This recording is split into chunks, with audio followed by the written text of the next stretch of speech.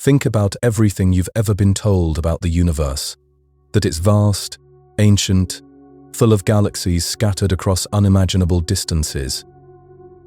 But what if everything you can see, every star, every galaxy, every point of light, is just a tiny bubble floating in something infinitely larger? What if the universe we know is only the beginning, and beyond our sight lies not just more space, but realities we can barely imagine? For centuries, we believed we could eventually see it all, map it all, understand it all, but the universe has surprised us before. It's shown us that our assumptions about reality can be completely wrong. In this video, we'll explore what lies beyond the edge of everything we can observe, and discover how the very nature of space and time creates boundaries we may never cross. If you like these videos, I would appreciate if you clicked like or subscribed, as it's important for the channel and it helps others find it too, just like you did. Thank you. Now, let's get started. The universe we can see stretches out for about 93 billion light-years in every direction. That's the observable universe, the cosmic bubble that contains everything our most powerful telescopes can detect. But here's where things get interesting, and maybe a little unsettling. This observable boundary isn't the edge of everything that exists. It's just the edge of everything we can possibly know about. Light takes time to travel, and that simple fact shapes our entire understanding of reality. When you look at a star, you're seeing it as it was, years ago, decades ago, sometimes millions of years ago. The light from the most distant galaxies has been traveling toward us for over 13 billion years, racing through the void since the universe was just a cosmic infant. But the universe itself is expanding, stretching like a balloon being slowly inflated. While that ancient light crawled toward us, space itself grew larger.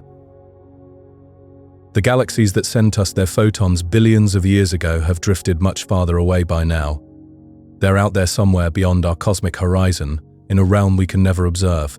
This creates a strange philosophical puzzle.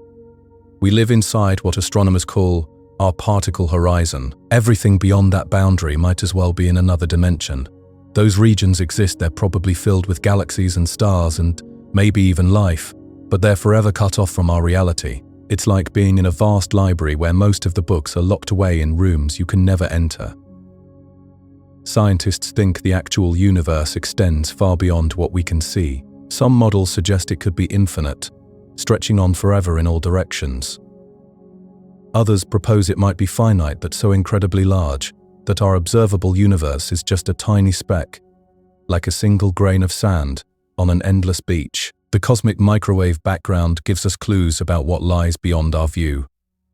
This faint radiation fills the entire observable universe, the afterglow of the Big Bang itself. It appears remarkably uniform in all directions, suggesting that the universe beyond our horizon probably looks much like the universe we can see. More galaxies, more stars, more planets, all following the same physical laws that govern our local cosmic neighborhood. But uniformity doesn't mean everything out there is identical. In an infinite universe, or even just a really, really large one, probability becomes strange and wonderful. Given enough space and enough time, the same arrangements of matter that created our solar system, our planet, even our entire galaxy, would eventually repeat themselves.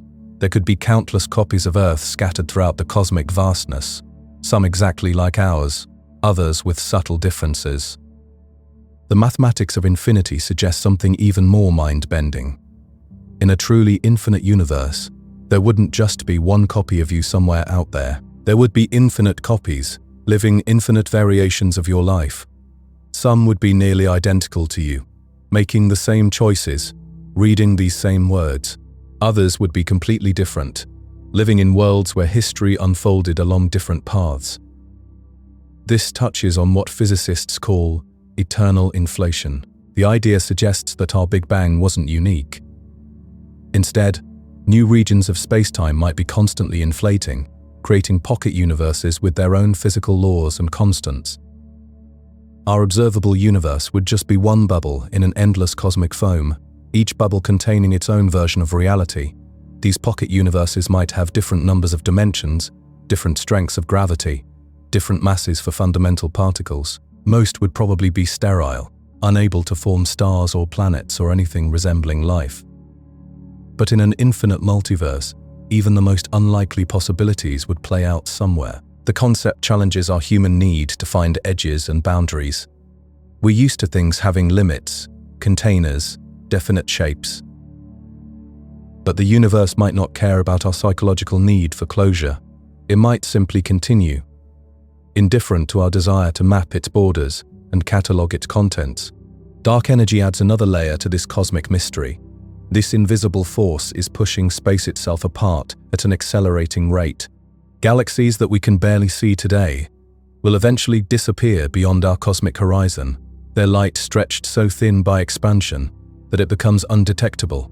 Future civilizations will inherit a lonelier universe, with fewer visible neighbors and less evidence of the cosmos beyond their local group. In billions of years, the observable universe will actually shrink in terms of its galactic population. Stars will burn out, galaxies will drift apart, and the cosmic microwave background will fade to nothing. The beings living in that distant future will have even less information about what lies beyond their horizon than we do today. Yet somewhere out there, beyond the reach of our telescopes and beyond the edge of possibility, the universe continues its ancient dance. Galaxies form and evolve, stars are born and die, and perhaps other forms of consciousness wonder about what lies beyond their own cosmic horizons. We're all trapped inside our respective bubbles of knowledge, forever curious about the infinite mystery that surrounds us. Looking up at a star-filled night sky, you're witnessing something that challenges our everyday understanding of reality. Every point of light you see, traveled across unimaginable distances to reach your eyes at this exact moment. That gentle starlight, so soft and immediate, actually began its journey years, decades, sometimes centuries ago. The universe operates on a scale that makes our human experience feel almost quaint. Light moves fast, incredibly fast, that space is so vast that even light takes time to cross it. This creates something scientists call the observable universe, which is really just the bubble of space from which light has had enough time to reach us since everything began. Think about it this way. When you see the sun, you're looking at it as it was 8 minutes ago. The moon appears as it was just over a second in the past.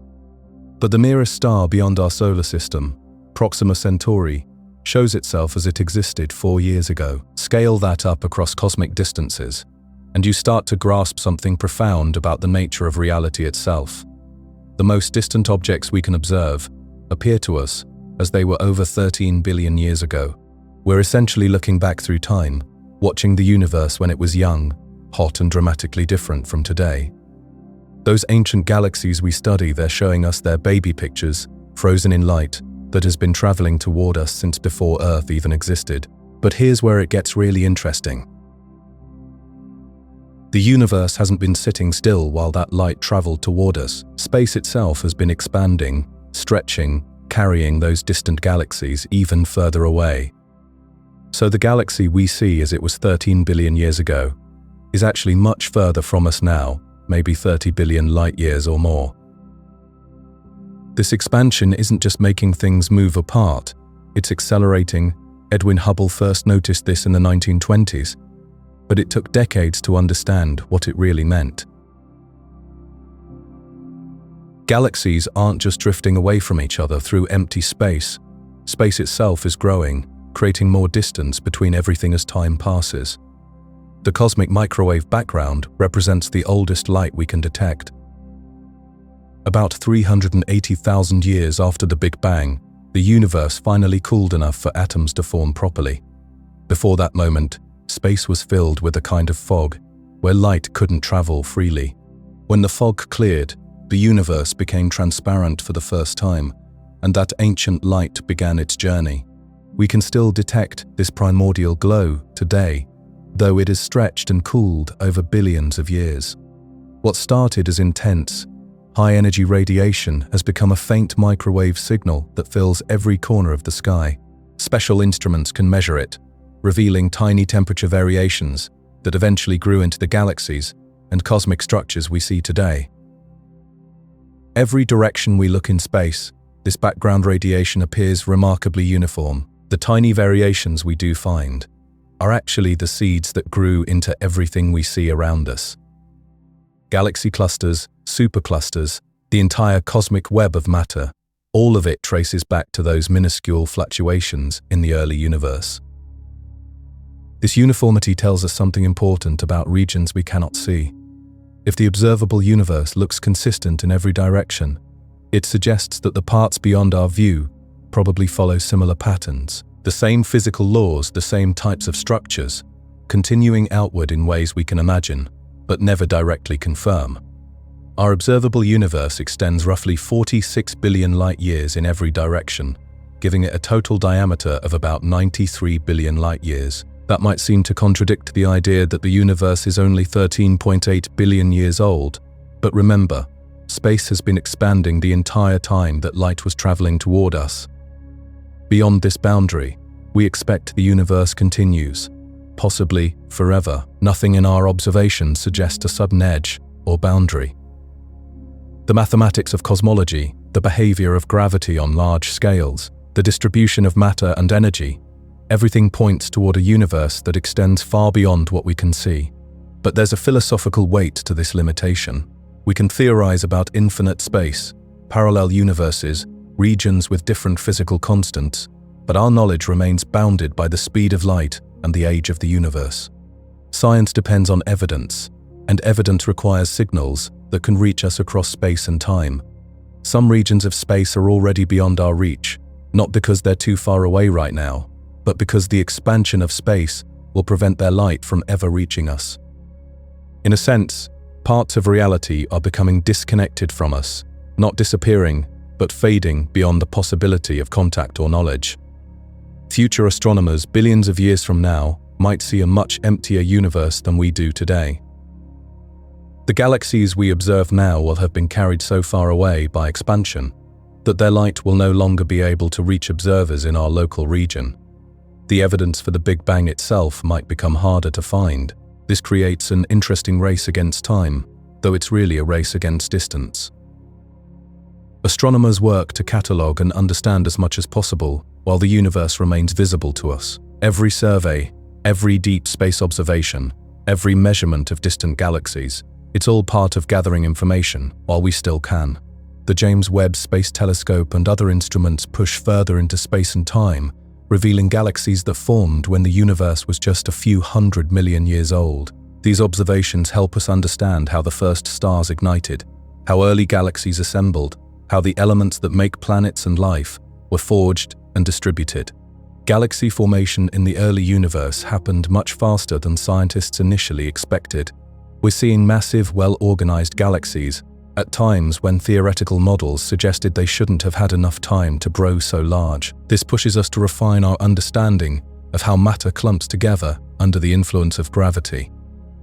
Dark matter plays a crucial role in this process, providing the gravitational scaffolding on which ordinary matter can collect and form stars. Though we can't see dark matter directly, its gravitational effects shape the large-scale structure of the universe.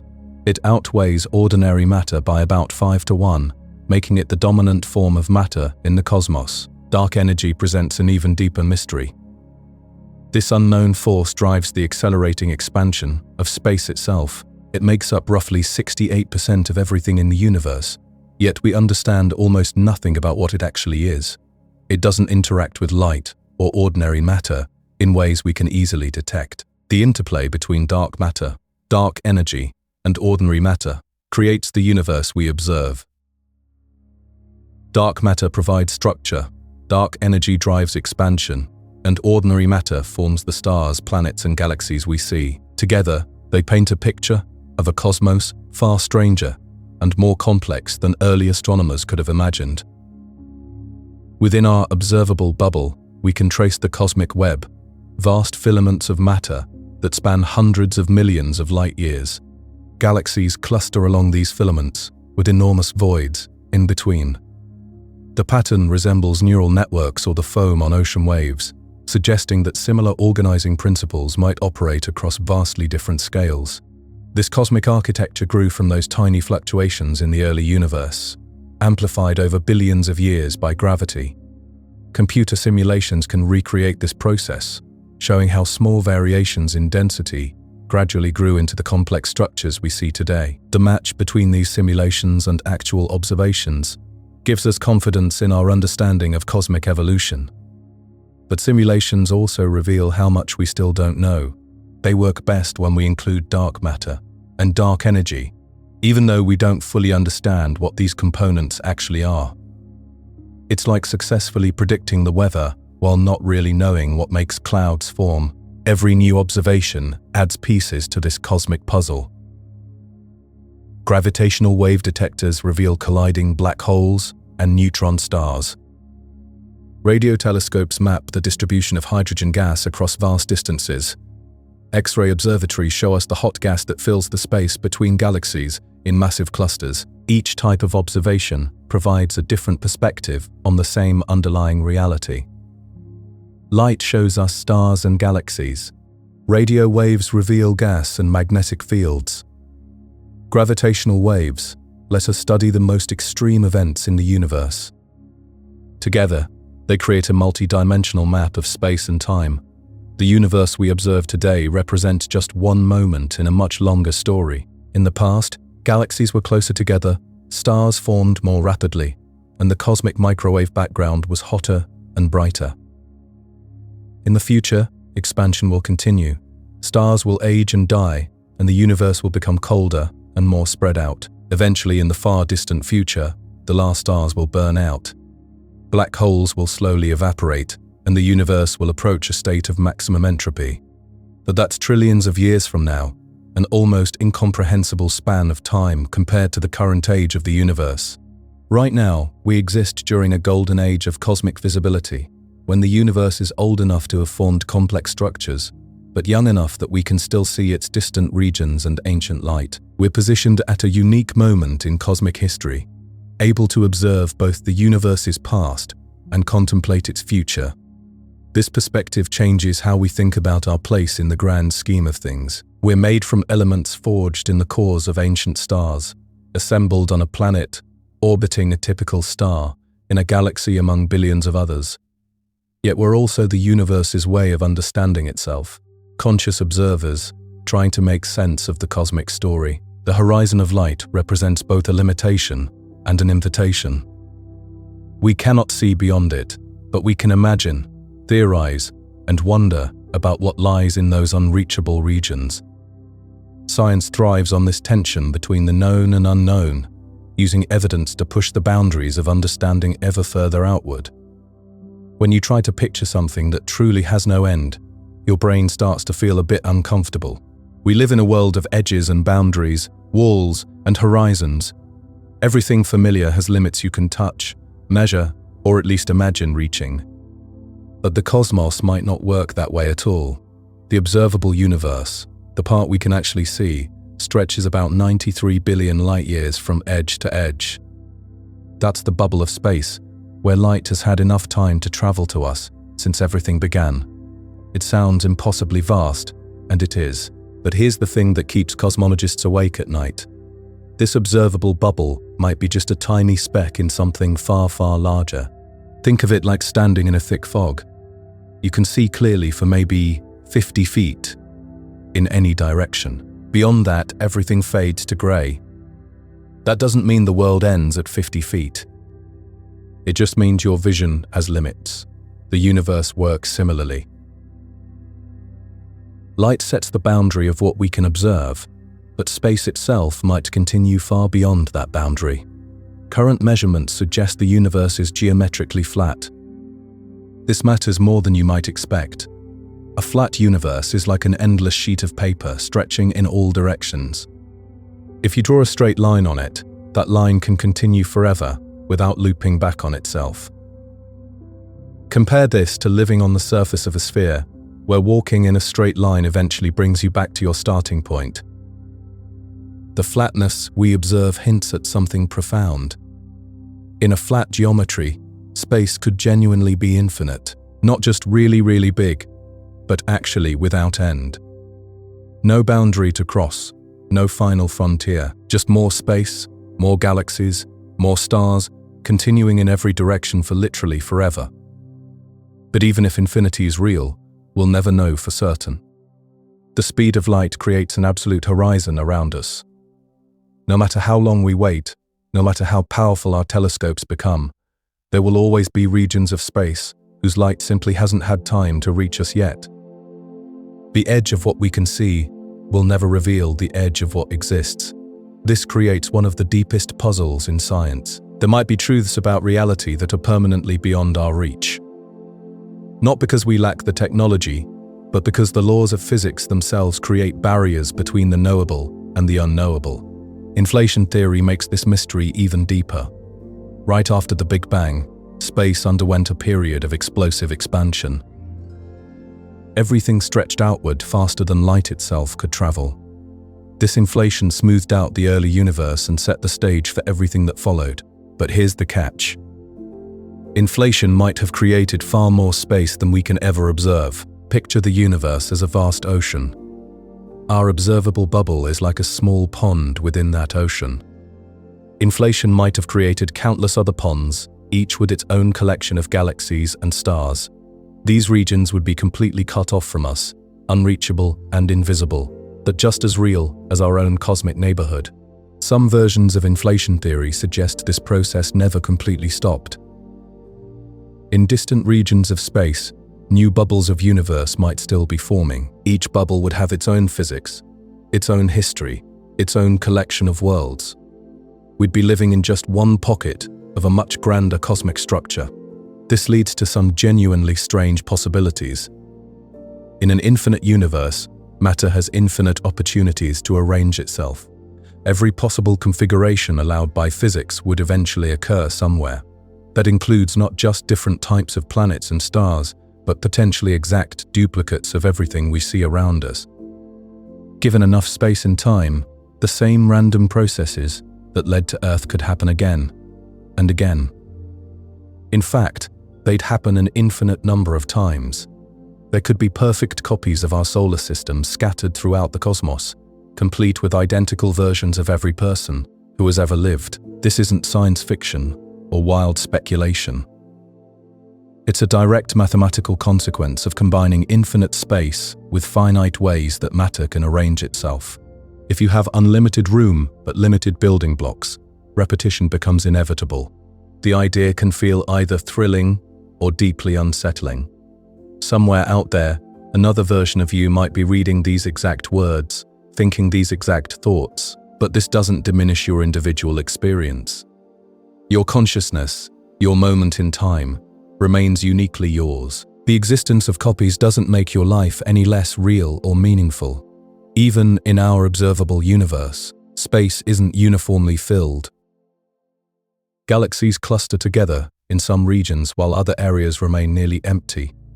These cosmic voids can span hundreds of millions of light years, containing almost no matter at all. They're not holes punched through space, just regions where the early universe's fluctuations left very little material behind. If the universe is infinite, this patchiness continues beyond our horizon. There could be regions with densely packed galaxies, areas with exotic forms of matter we've never encountered, or vast expanses of near-perfect emptiness. The variety would be literally endless. Current observations support the flat, potentially infinite model. Measurements of the cosmic microwave background, the afterglow of the Big Bang, show geometry consistent with flatness to remarkable precision. But precision has limits.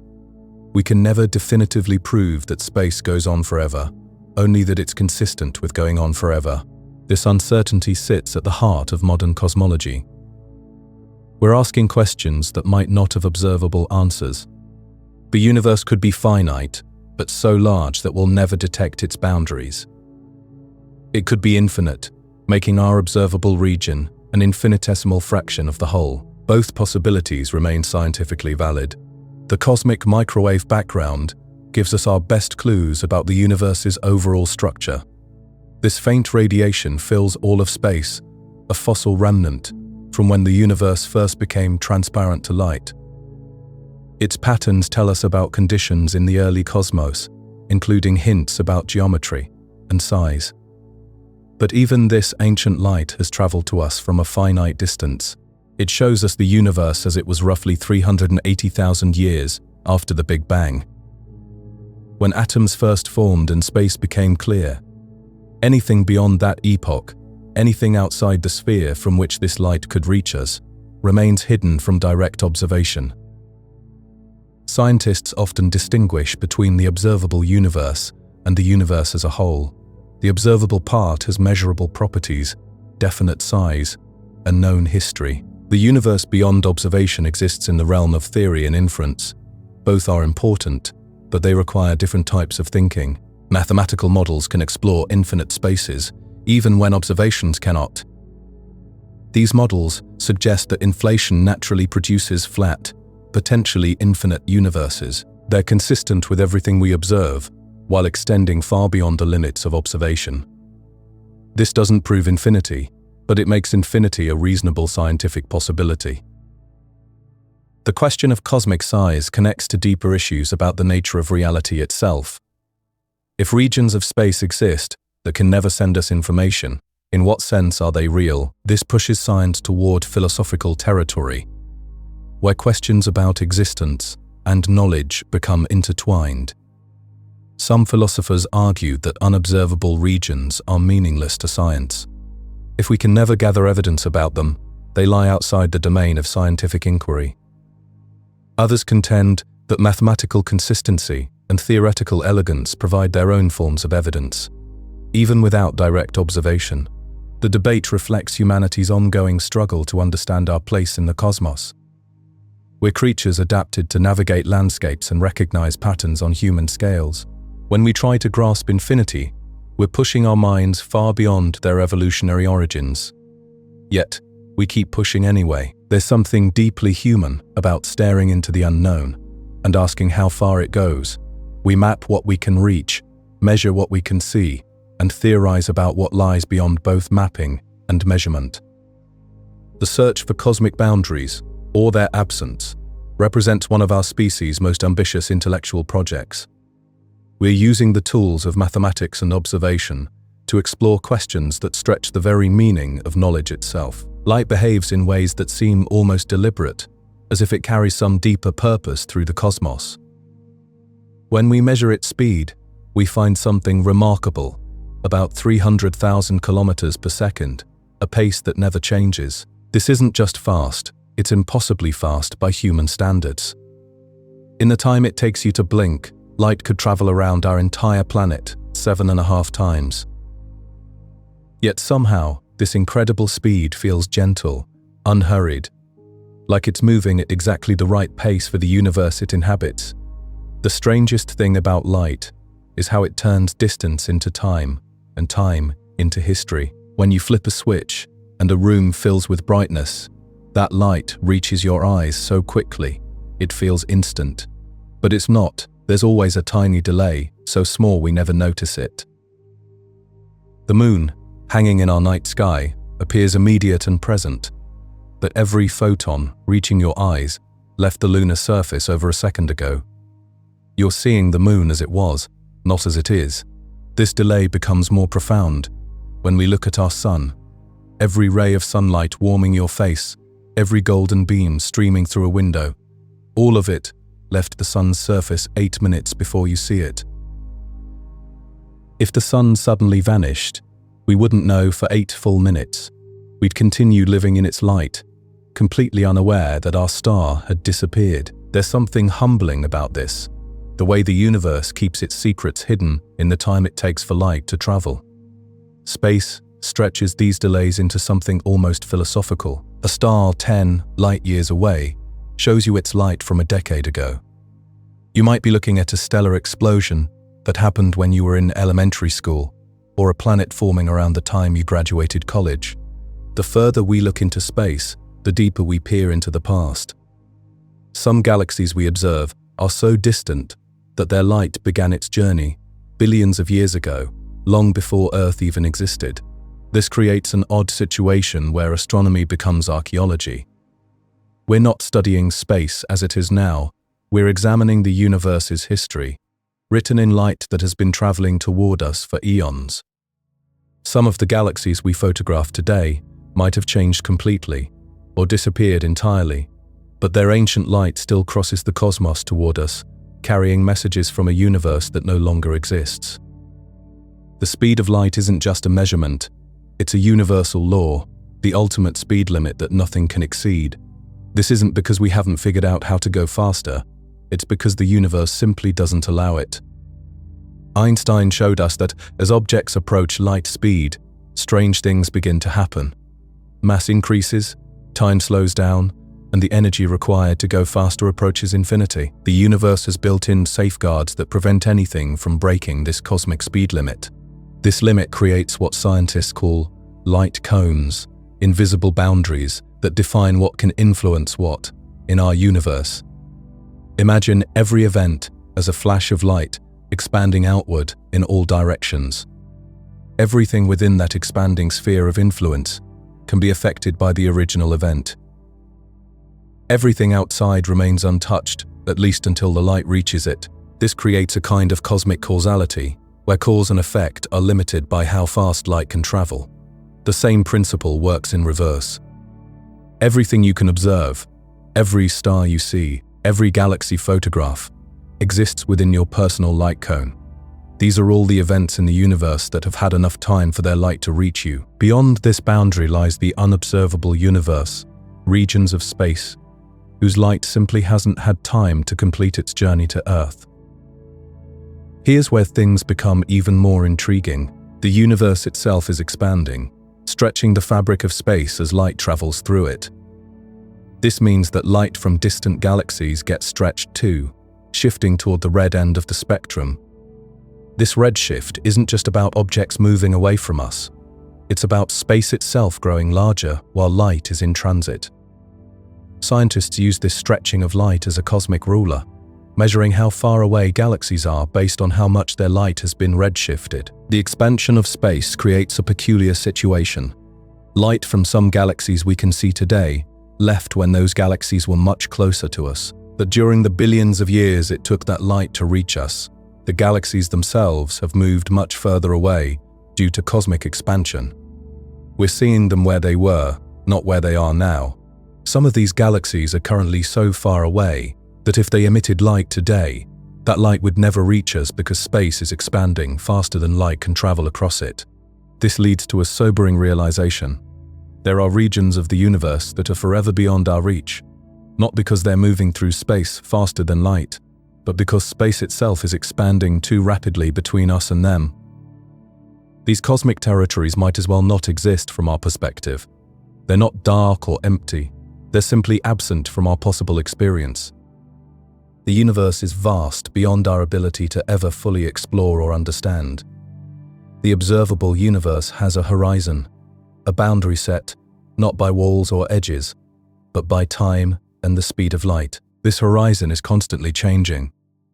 Some objects are moving away so quickly that they're crossing over into permanent invisibility. Future astronomers billions of years from now will see a much emptier cosmos, not because galaxies have disappeared, but because they've moved beyond the reach of light. Every photograph from our most powerful telescopes captures light that has been traveling for incomprehensible lengths of time. Some photons hitting our instruments today began their journey when the universe was young, when the first stars were forming, when galaxies were just beginning to take shape.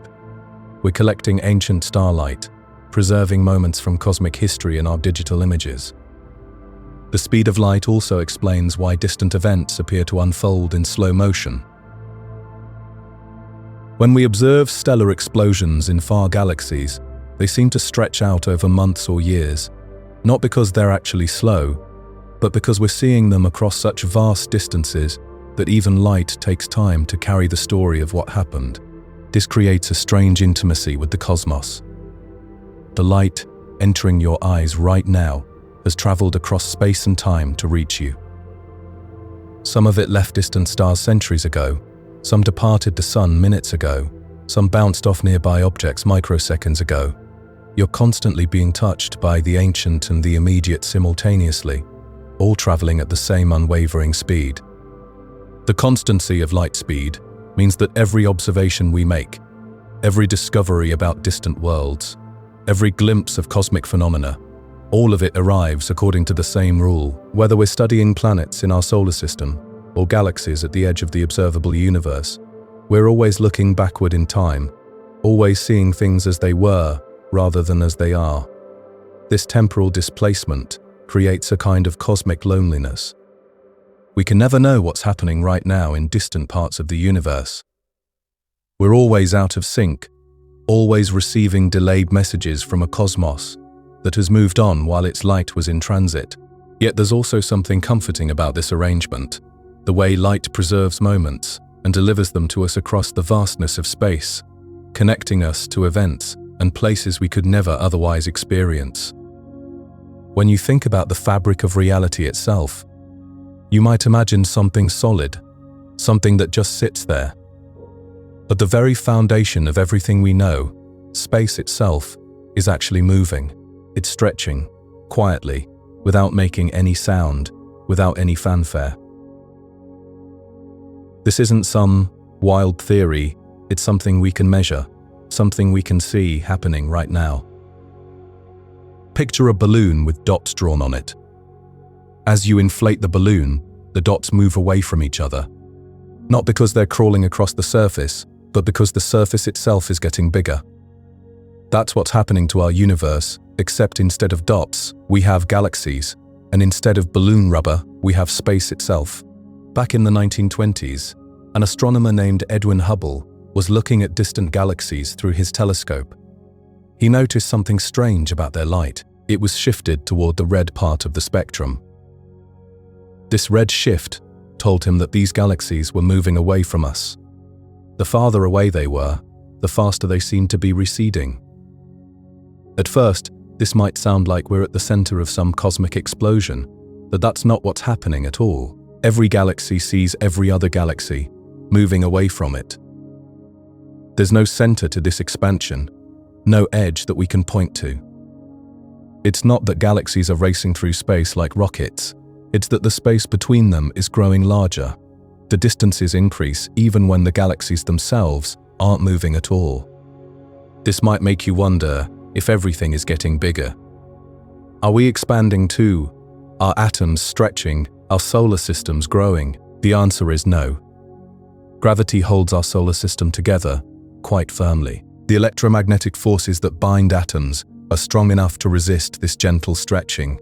It's only over vast distances, where these forces become too weak to matter, that expansion becomes noticeable. When we talk about huge scales, we're talking about the spaces between galaxy clusters, the enormous voids that separate one group of galaxies from another. These are the regions where expansion really shows itself. Over billions of years, this stretching shapes the large-scale structure of everything we can see. The cosmic web, that incredible network of matter that looks like threads connecting bubbles of empty space, stretches thinner over time. We can still observe it, but we're watching it change, watching it evolve as the universe grows. This expansion does something fascinating to light. When a photon travels through expanding space, it gets stretched too. Its wavelength grows longer. Light that started out blue might arrive here as red. Light that began as ultraviolet might show up as radio waves. The photon hasn't changed its nature, but the journey through stretching space has altered it. This is why astronomers sometimes talk about scale factors. It's a way of measuring how much the universe has stretched since a particular moment in time. The cosmic microwave background, that faint afterglow from when the universe first became transparent, was emitted when the scale factor was about 1/1100th of what it is today. Space has stretched over 1,000 times wider since then. Every single photon from that early era has been pulled along with this expansion. When we detect that ancient light today, we're seeing the effects of all that stretching, all that growth that happened over billions of years. In our expanding universe, distance becomes a more complicated concept than you might expect. There's comoving distance, proper distance, luminosity distance. Each one measures something slightly different, because space itself isn't static. A light beam that left a distant galaxy 10 billion years ago didn't travel through fixed, unchanging space. It crossed a landscape that was shifting and growing as it went. You could think of it like running on a treadmill that keeps speeding up. Your journey is shaped not just by how fast you run, but by how the ground beneath you behaves. That's the reality for light, for galaxies, for everything in our universe. For a long time, scientists assumed this expansion would gradually slow down. Gravity, they thought, would eventually win. Maybe the expansion would stop. Maybe everything would even start falling back together in a kind of cosmic collapse. But in 1998, astronomers studying exploding stars called supernovae discovered something completely unexpected. These stellar explosions were farther away than they should have been, based on their brightness. This meant the expansion wasn't slowing down at all. It was actually speeding up. The universe wasn't just stretching, it was accelerating. Something was pushing galaxies apart, faster and faster. Scientists gave this mysterious influence a name: dark energy. We can't see it directly. We don't really know what it is, but we can measure what it does. It seems to make up about 68% of all the energy in the universe. This acceleration changes everything about the future of the cosmos. If it continues, the universe will become more and more empty over time. Galaxies will slip beyond our horizon, not because they're flying away, but because the space between them is growing too rapidly for light to cross. The night sky will gradually dim, not because stars are going out, but because the distances become too vast to bridge. Light from distant sources will never reach us. Eventually, even nearby galaxies will move out of reach. In a universe without this acceleration, you might imagine a future where we could see more and more over time, where light from new regions would eventually arrive and expand our view. But with accelerating expansion, there's actually a limit to what can ever become visible to us. There's a boundary beyond which galaxies are moving away faster than light can travel. This doesn't mean they're breaking any speed limits. It means the road itself is stretching faster than light can cross it. This fundamentally shapes what we can know, what we'll ever be able to know about our universe. Einstein's theory of general relativity tells us that mass and energy tell space how to curve, and curved space tells matter how to move. But on the largest scales, space isn't just curving, it's growing. The rules of physics remain the same everywhere, but their consequences change depending on the scale you're looking at. You're not just sitting still on a planet orbiting a star. You're part of a galaxy, which is part of a cluster, which exists in a universe that's expanding in every direction. Not expanding into something else, just expanding. The volume of space itself grows. And this happens everywhere, all at once. When you look up at distant stars and galaxies, you're not just seeing across space, you're seeing through expanding space. The light that reaches your eyes has been stretched during its journey. Its wavelength has changed, its energy has shifted, and in a sense even its meaning has been altered by the expansion it traveled through. This expansion leaves behind traces, fingerprints that we can study and decode. Even though some regions of the universe are moving beyond our reach, they've already sent us information. Light that's been traveling for billions of years carries the story of cosmic evolution, the history of how space itself has grown and changed. The universe we inhabit isn't a static container. It's an active, dynamic system. Space stretches gently, steadily, without drama, without noise. It's simply part of how reality works at the deepest level. This quiet, constant growth shapes everything we see, everything we can know, and everything that will ever be possible to discover about the cosmos around us. The universe shows us something remarkable when we peer into its depths. Light doesn't just travel through space, it carries time itself. Every photon that reaches our telescopes is a messenger from the past, bringing news of events that happened long before Earth even existed. Think about this for a moment. When astronomers point their instruments toward distant galaxies, they're not seeing what's happening right now. They're witnessing ancient history, frozen in light that has been racing toward us for billions of years. The farther we look, the further back we travel through cosmic time. This creates a strange kind of archaeology. Instead of digging down into the ground, we dig backward through time by looking outward into space. The most distant objects we can observe are like fossils made of light. preserved exactly as they were when that light began its journey, but there's a limit to how far back we can see. Not because the universe suddenly ends somewhere, but because it had a beginning. About 13.8 billion years ago, space and time themselves started expanding from an incredibly hot, dense state. Before that moment, there was no space for light to travel through, at least not in any way we can understand. You might expect that the oldest light we can detect traveled exactly 13.8 billion light-years to reach us. But the reality is more complex. While that light was traveling, space itself was growing larger. The source of that ancient light has been carried much farther away by cosmic expansion, like a message written on a balloon that keeps inflating. The oldest light we can actually observe comes from a very specific moment in cosmic history. About 380,000 years after the beginning, something important happened. The universe had been cooling down since its explosive start, and finally became cool enough for atoms to form properly. Before this moment, space was filled with a hot, dense soup of particles and energy. Light couldn't travel very far without bumping into something and scattering in a different direction. It was like trying to see through incredibly thick, glowing fog. The entire universe was opaque, but when atoms finally formed, this cosmic fog suddenly cleared. Light could move freely for the first time. The universe became transparent, and photons began traveling in straight lines across vast distances. This moment is sometimes called cosmic dawn, when the lights first turned on. That ancient light is still all around us today. Expansion has stretched it out, cooling it down to just a few degrees above absolute zero. We can't see it with our eyes, but sensitive instruments detect it as a faint glow coming from every direction in space. Scientists call it the cosmic microwave background. This radiation carries an incredible amount of information about the early universe. It shows us tiny variations in temperature and density, like ripples on the surface of a cosmic ocean. These small differences would later grow into the large structures we see today, galaxies and clusters of galaxies.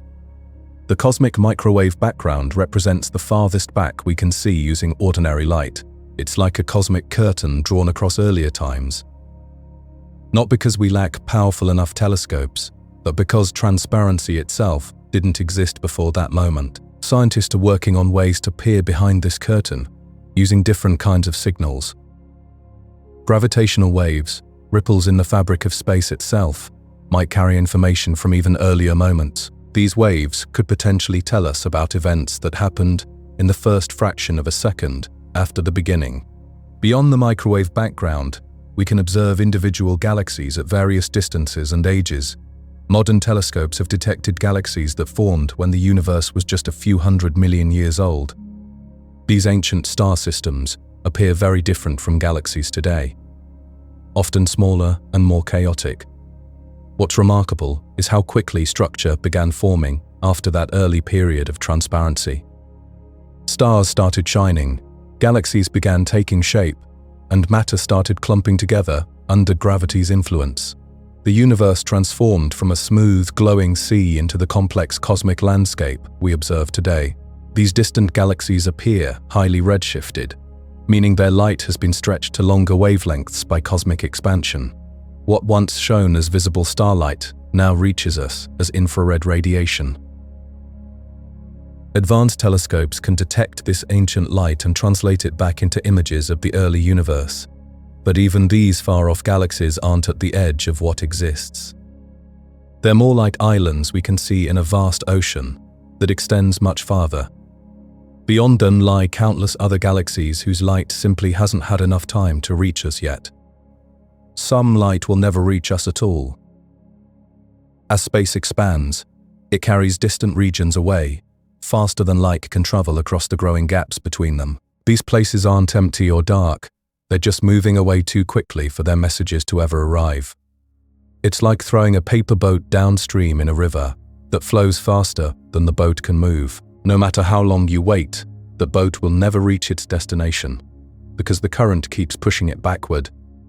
This creates a boundary around us, not a physical wall, but a limit to what we can ever observe. The observable universe has edges defined not by space ending, but by light running out of time to cross the expanding distances. Strangely, this boundary is always growing larger. Every day, light from slightly more distant regions reaches us for the first time. Our observable universe expands constantly as older and older light finally completes its journey to Earth. Yet there remains a hard limit beyond which no light will ever reach us, no matter how long we wait. The acceleration of cosmic expansion ensures that some messages will remain forever undelivered, trapped not by darkness, but by the growing space between us and their sources. Despite these limits, what we can observe is extraordinary. We routinely capture photons that have been traveling since before our solar system existed. We map the sky as it appeared when the universe was young. Our instruments hold the faint echoes of cosmic dawn. Every telescope functions as a time machine. Every photograph of a distant galaxy preserves a moment from the deep past. Each observation pushes human knowledge a little further into the cosmic story, even as the fundamental limits of light and space remain unchanged. The meaning of observable stretches far beyond what our eyes can see. When astronomers use this word, they're drawing a line between everything we could possibly know and everything that will forever remain beyond our reach. It's not about the power of our telescopes or the sensitivity of our instruments. It's about the fundamental structure of reality itself. The universe places its own limits on information. Light travels fast, but not infinitely fast. Space expands, creating distance. Time moves forward, creating history. These simple facts combine to form something profound, a natural boundary that no technology can cross. We call it the observable universe, and it represents the ultimate edge of human knowledge. Right now, that edge sits roughly 46 billion light-years away. It forms a sphere around us, not because Earth holds any special position, but because every observer creates their own personal horizon. If you traveled to a distant galaxy, you'd find yourself at the center of your own observable universe. The boundary would move with you, always the same distance away, always defining what you could theoretically detect. This isn't about walls or barriers. There's no physical membrane marking the edge. It's purely a consequence of time, distance, and the speed of information. Signals from beyond this boundary simply haven't had enough time to reach us since the beginning. They're not lost, they're just delayed by the vast scales of cosmic space. Observable doesn't mean visible to human eyes. It means detectable in principle. Light, radio waves, gravitational ripples, any form of information that could carry a message across space. We don't need to have built the detector yet. What matters is whether the signal had time to make the journey at all. This creates a strange situation where our knowledge is fundamentally limited, not by our tools, but by the structure of space-time itself. People often imagine the observable universe as a bubble floating in a larger, hidden cosmos. That picture captures something important. The universe almost certainly continues beyond our horizon. The same physics, the same patterns, the same structures probably extend far beyond what we can see. But we can't prove this directly. We can only infer it from the uniformity we observe in every direction. This leads to one of the most humbling realizations in science. Our understanding of reality is necessarily incomplete. No matter how long we study, no matter how advanced our civilization becomes, we will always be working with partial information. The universe is simply too large, and light simply too slow, for us to ever see the whole picture. What makes this even more striking is that our observable universe isn't growing anymore, at least not much. In the early cosmic epochs, light from new regions was constantly arriving for the first time. Our visible sphere expanded rapidly as more and more space came into view. But something changed. The expansion of space itself began accelerating, driven by the mysterious influence we call dark energy. This acceleration creates a peculiar effect. Distant galaxies are moving away from us faster and faster. Eventually, their light will no longer be able to reach us. The space between us stretches faster than photons can cross it. These galaxies will fade from view, not because they stop shining, but because the universe itself pulls them beyond our reach. There's a maximum volume of space that will ever become observable. We're approaching that limit now. In the far future, observers might find themselves in a lonelier cosmos, where fewer galaxies shine in their night sky. The universe will still be vast and full of activity, but less of it will be detectable from any given point. This creates fascinating questions about the nature of scientific knowledge. If something exists, but can never be observed, does it belong to science? Can we make meaningful statements about regions of space that will forever remain beyond our detection? Some argue that science requires testability, that theories must make predictions we can check. Others point out that we've successfully believed in unobservable things before. Atoms were theoretical long before we could image them. Black holes were mathematical predictions before we photographed their shadows. In those cases, though, evidence eventually arrived. For the unobservable universe, confirmation may never come. We're left with probabilistic reasoning, with trust in the consistency of natural laws, with the assumption that the patterns we see here extend everywhere. Even within our observable horizon, the amount of unexplored territory is staggering. We've catalogued only a tiny fraction of the galaxies within reach. Most of what we know comes from studying nearby objects, or from the cosmic microwave background, a snapshot of the universe when it was much younger. Vast regions remain unmapped, unstudied, full of potential discoveries. The word observable serves as both a limitation and an invitation. It reminds us that knowledge has boundaries, but it also defines an enormous realm of investigation. We exist at a particular moment in cosmic history, when much of the universe is still visible, but when the effects of accelerating expansion are beginning to matter. Future civilizations might face a darker, emptier sky. Earlier ones would have seen a smaller, younger cosmos. From our position in space and time, we're witnesses to a universe in transition.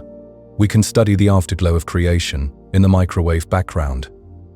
We can watch galaxies form and evolve across billions of years. We can trace the history of cosmic expansion and glimpse the distant future when acceleration will dominate completely. It's a remarkable vantage point, offering both vast possibilities for discovery and clear reminders of the limits imposed by physics itself. The journey of light across expanding space creates complexities that challenge our everyday intuitions.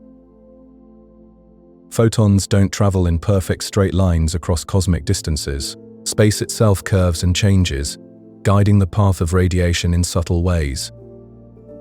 The shortest route between 2 points becomes a question of geometry, of the shape that matter and energy give to space-time. Understanding observation means understanding these curved paths, these delayed messages, these signals that carry not just information about distant objects but about the nature of space and time themselves.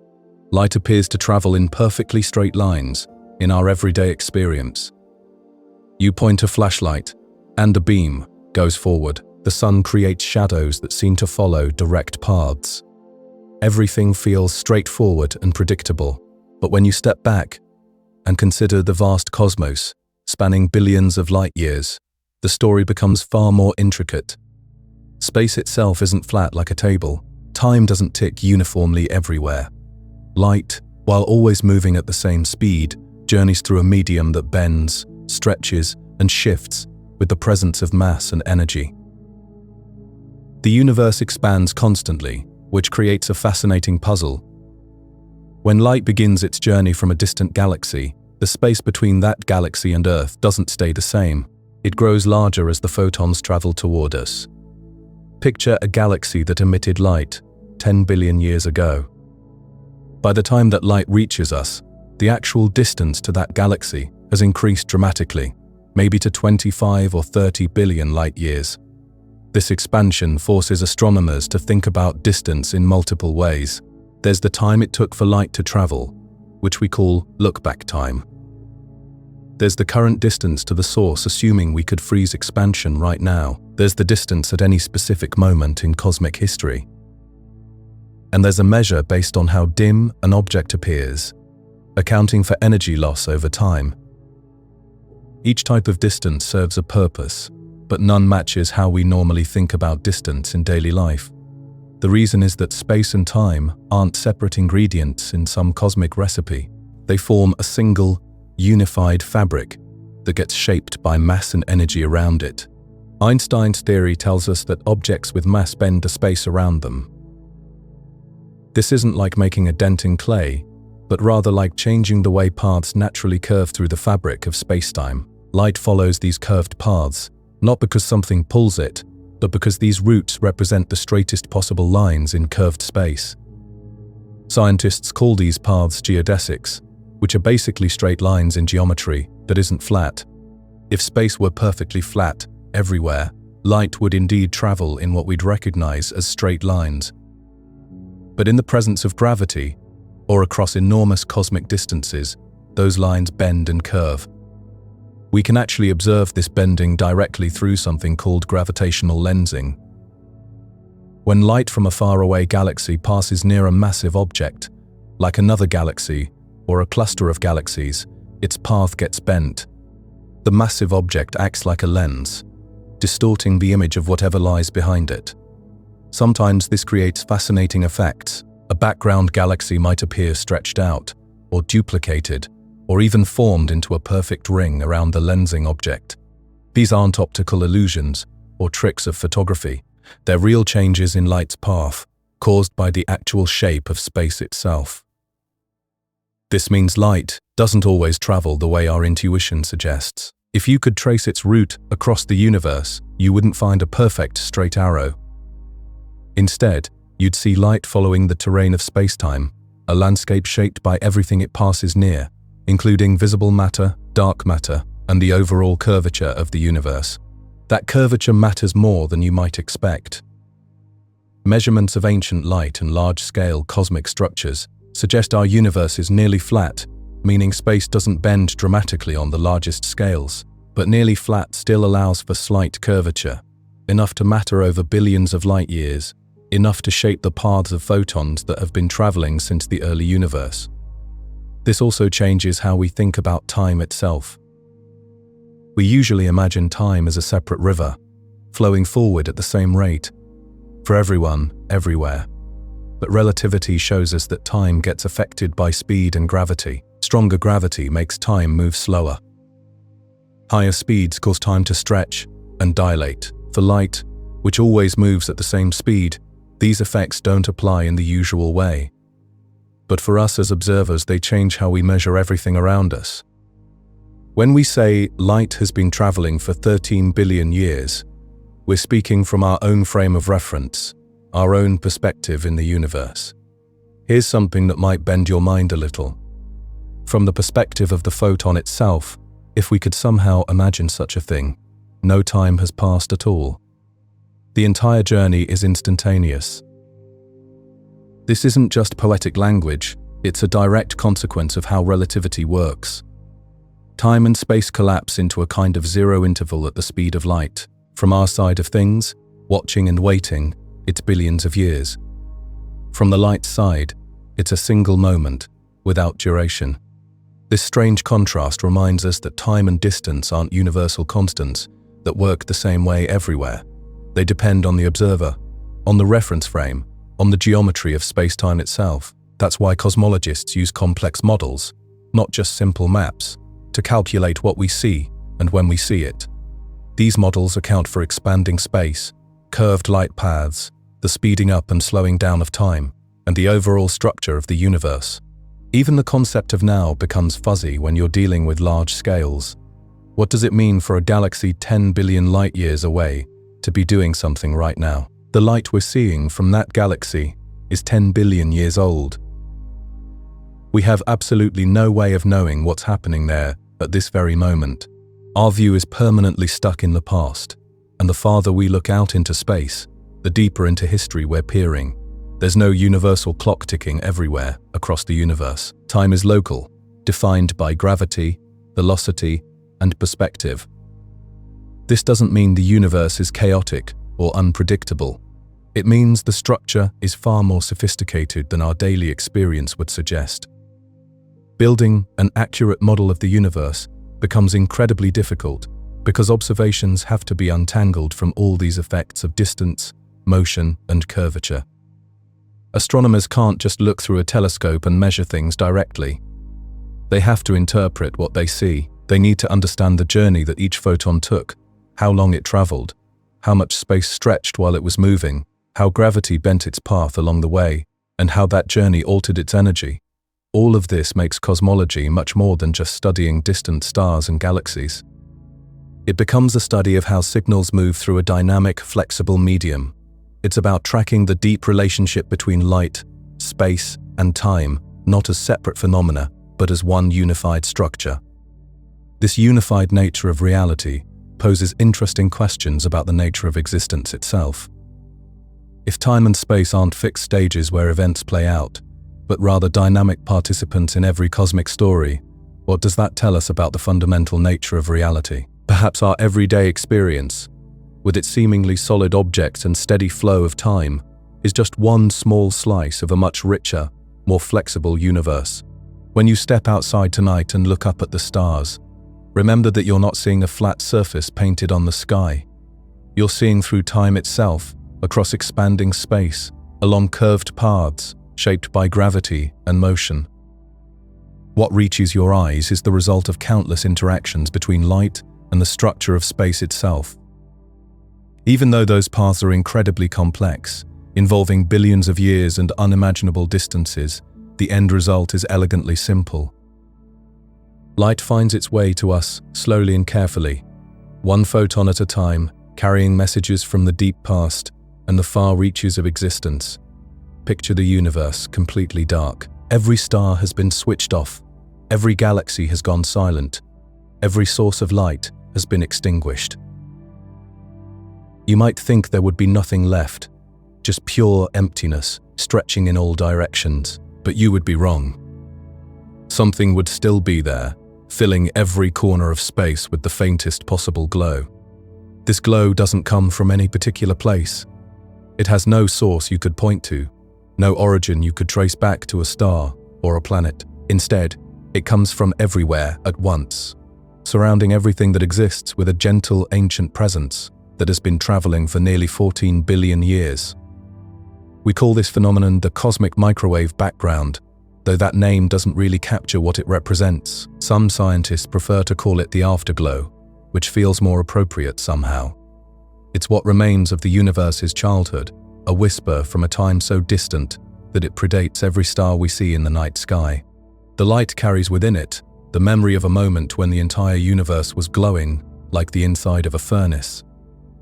This happened roughly 380,000 years after the Big Bang, when space itself was still young enough that atoms hadn't even formed yet. Before this moment, the universe was filled with something like a thick fog made of particles and energy, so dense that light couldn't travel more than a tiny distance before getting scattered in a different direction. Imagine trying to see through the thickest fog you've ever encountered, except this fog filled literally everything that existed. Photons would bounce off electrons constantly, creating a kind of cosmic traffic jam where no light could get anywhere. The entire universe was essentially opaque, a glowing soup where visibility was essentially zero. But as the universe expanded and cooled, something remarkable happened. The temperature dropped enough for electrons to finally stick to protons, forming the first hydrogen atoms in cosmic history. Suddenly, all that scattered light was free to move. The fog cleared in what must have been the most dramatic moment of clarity in the history of everything. That first light, released in that moment of cosmic transparency, is still traveling today. It has been stretched and weakened by billions of years of universal expansion, shifting from visible light all the way down into microwave frequencies. The temperature of this ancient radiation is now just 2.7 degrees above absolute zero, barely detectable, yet it fills every cubic centimeter of space. Two engineers were trying to eliminate an annoying background noise from their radio antenna. The noise seemed to come from everywhere, no matter which direction they pointed their equipment. They cleaned bird droppings off the antenna. They checked for local interference. They tried everything they could think of. The noise persisted, constant and unchanging. Eventually, they realized they weren't hearing noise at all. They were hearing the echo of creation itself, the leftover radiation from the universe's infancy. This accidental discovery revolutionized cosmology overnight, providing the first direct evidence that the universe had actually begun in a hot, dense state and had been cooling and expanding ever since. Modern satellites have mapped this background radiation with extraordinary precision, revealing tiny fluctuations in its temperature across the sky. These variations are incredibly small, just 1 part in 100,000, but they represent the seeds from which everything we see today eventually grew. The slightly warmer spots became the places where galaxies would eventually form, while the cooler regions became the vast empty spaces between them. These temperature differences weren't random. They originated from quantum fluctuations in the very earliest moments of the universe, when space itself was smaller than a subatomic particle. During a period called inflation, these quantum ripples were stretched across cosmic scales, creating the pattern we observe today in the microwave background. There's something almost meditative about the fact that this ancient light is always with us. Right now, as you listen to these words, billions of photons from the early universe are passing through your body, carrying information from a time before the first star ever formed. You can't see them or feel them, but they're there, these messengers from the cosmic dawn. The uniformity of this radiation tells us something profound about the early universe. Despite originating from regions of space that could never have communicated with each other, the temperature is remarkably consistent everywhere we look. This suggests that the universe began in an almost perfectly balanced state, smooth and homogeneous on large scales. Hidden within the polarization of this ancient light, scientists can read the story of how it last interacted with matter. The direction and orientation of the light waves preserve information about the conditions when the cosmic fog finally cleared. Every measurement helps refine our understanding of what happened during those crucial early moments. But perhaps the most remarkable thing about the cosmic microwave background is how it connects us to the beginning of everything. This isn't just light from a distant star or galaxy. It's light from a time before stars or galaxy existed, from an era when the entire visible universe was smaller than our solar system is today. The light is still expanding and cooling as space itself continues to grow. Its wavelengths are being stretched longer and longer, making it progressively fainter and harder to detect. In the far future, trillions of years from now, this background radiation will have cooled so much that it will be essentially undetectable. Future civilizations might have no way to directly observe evidence of the Big Bang. We exist in a special time when this ancient light is still strong enough for us to study, but old enough to have traveled from the very edge of the observable universe. Every photon we detect from the microwave background has been traveling since before the Earth existed, before the Sun formed, before our galaxy took its current shape. In a sense, this radiation represents the universe's memory of its own birth. Not a personal memory, but something shared by every part of space, every atom, every observer, anywhere in the cosmos. We all exist within this bath of ancient light, surrounded by the afterglow of creation itself. The cosmic microwave background reminds us that we live in a universe with a history, a cosmos that has evolved from simpler beginnings into the complex tapestry of stars and galaxies we see today. That gentle glow, invisible to our eyes, but detectable to our instruments, carries within it the story of how everything began and hints at how it might all end. Think about this for a moment. The most profound change in all of cosmic history might have lasted less than the blink of an eye. We're talking about something that happened when the universe was smaller than a pinpoint, yet it shaped absolutely everything we see today.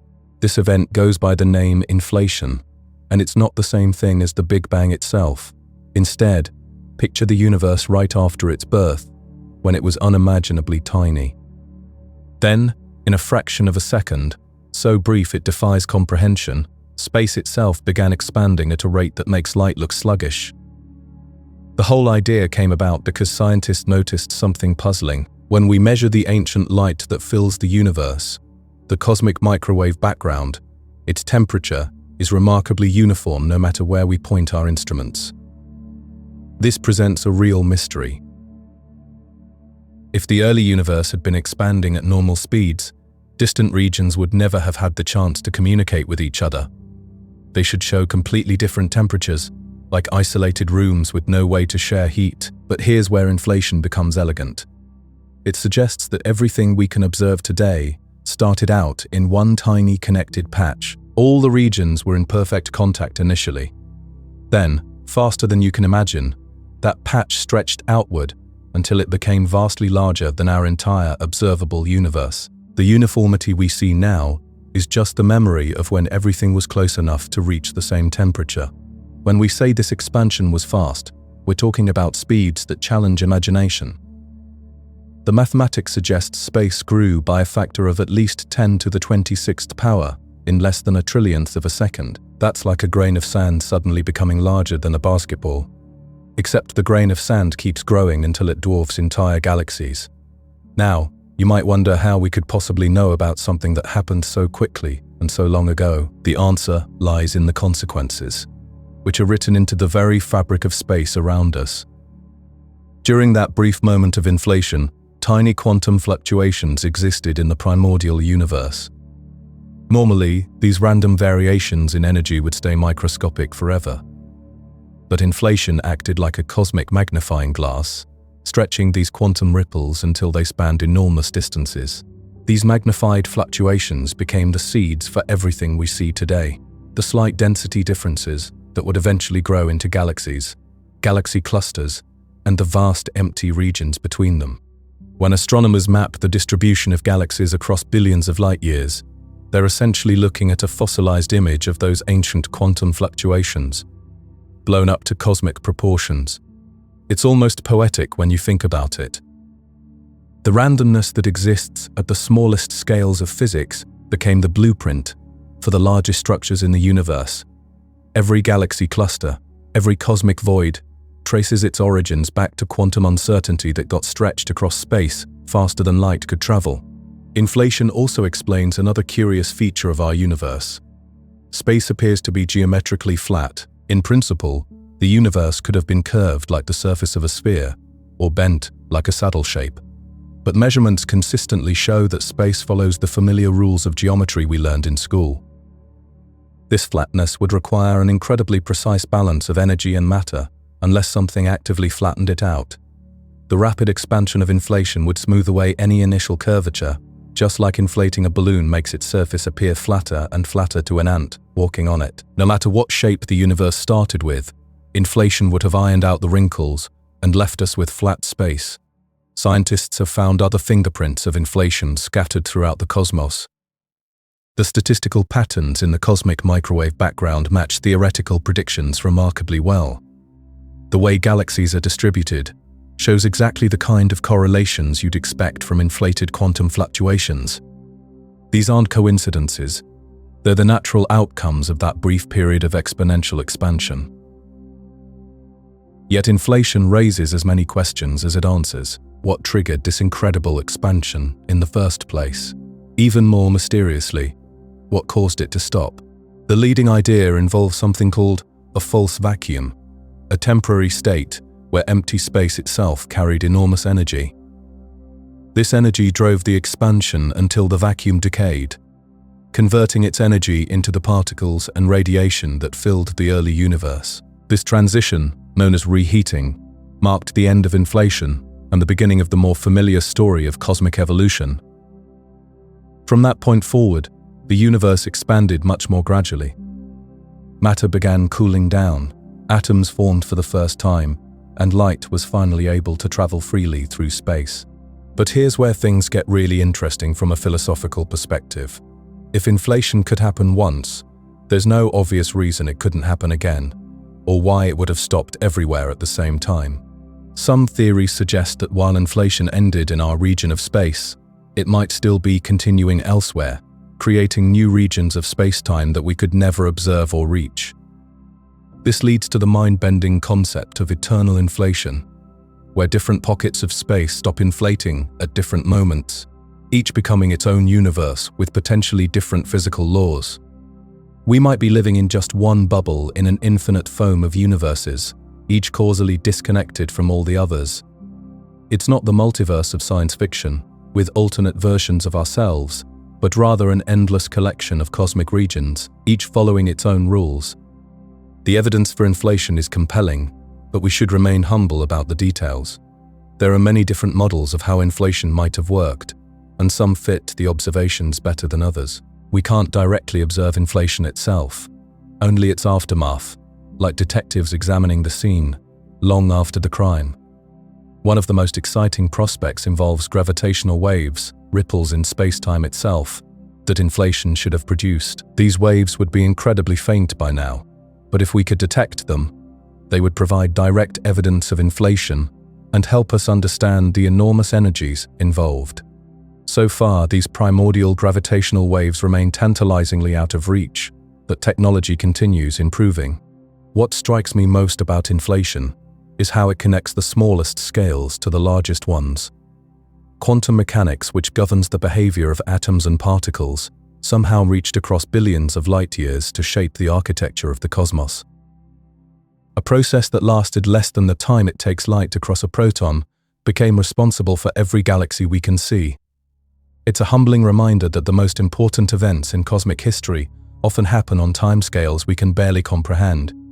The foundation for everything, including the planet we call home and the elements that make up our bodies, was laid down in a moment so brief it makes a nanosecond seem like an eternity. From this perspective, we're all connected to that first instant after creation, when space itself learned how to grow faster than anything it contained. The atoms in your body, the light reaching your eyes, even the thoughts forming in your mind, all trace their ultimate origins back to quantum fluctuations that got stretched across the cosmos before the universe had time to think about what it was becoming. When you try to picture the cosmos in your mind, you probably imagine it as some kind of object, maybe spherical, maybe flat, sitting somewhere in a vast emptiness. This mental image feels natural because everything we encounter in daily life has boundaries, edges, places where one thing ends and another begins. But the universe operates by rules that challenge our everyday intuitions about space and boundaries. The question of whether space has an edge has puzzled humans since we first started gazing upward at the night sky. Ancient civilizations wondered if the heavens were like a dome overhead, with something mysterious lying beyond those twinkling points of light. This curiosity runs deep in our nature, this need to know where things end, what lies beyond the furthest reaches. Modern physics tells us something remarkable though. Space doesn't appear to have an edge in any conventional sense. There's no cosmic wall, no barrier, no point where a traveler would encounter a sign saying "End of universe." If you could somehow journey in a perfectly straight line through the cosmos, assuming you had infinite time and could move at any speed, you'd never bump into anything resembling a boundary. This might seem contradictory when you consider that the universe had a definite beginning. We know about the Big Bang, this moment roughly 14 billion years ago when everything started, but here's where our everyday thinking trips us up. The Big Bang wasn't like a firecracker exploding in an empty room. It wasn't an event that happened inside pre-existing space. Instead, it was the birth of space itself. Think about what this means. The universe didn't expand into some larger container. There was no empty void waiting to be filled. Space itself came into being and began stretching, creating more distance between points, but not expanding into anything external. It's a mind-bending concept because we're so accustomed to thinking of expansion as something that happens within a larger framework. The analogy scientists often use involves the surface of a balloon. As you inflate it, every point on the surface moves away from every other point, but the surface isn't expanding into the balloon. Well, actually it is, but that's where the analogy breaks down. With the universe, there's no equivalent to the inside of the balloon. The expansion happens within space itself. Now, when we talk about the universe having no edge, we need to be precise about what we mean. The observable universe, the portion we can actually see, definitely has limits. It forms a sphere around us, roughly 93 billion light-years across. But that's just the boundary of what we can observe, not a physical edge to space itself. Beyond that observable boundary, we have strong reasons to believe that space continues. The cosmic microwave background radiation, that faint afterglow from the early universe, shows no signs of distortion or asymmetry that would suggest we're near some kind of border. Galaxies don't become sparser in any particular direction. Everything points to space extending far beyond what we can see. Space itself can exist in two fundamentally different ways, both of which avoid the problem of edges. First, it could be infinite, stretching on forever in all directions, never repeating, never ending. This is hard to visualize because infinity isn't something we encounter in daily life, but mathematically it's perfectly consistent. The second possibility is that space is finite, but unbounded. This means it curves back on itself, like the surface of a sphere. If you could travel far enough in one direction, you'd eventually return to your starting point, not because you hit a wall and turned around, but because space itself loops back. We experience this on Earth's surface, where you can walk in any direction without finding an edge, even though the surface area is finite. The question of which scenario describes our universe remains open. Our best measurements suggest that space is either perfectly flat, which would allow for infinite extent, or so close to flat that any curvature is beyond our current ability to detect. The cosmic microwave background provides incredibly precise data about the geometry of space, and so far it's telling us that if there is curvature, it's extremely subtle. This uncertainty might feel frustrating, but it reflects something profound about the scale we're dealing with.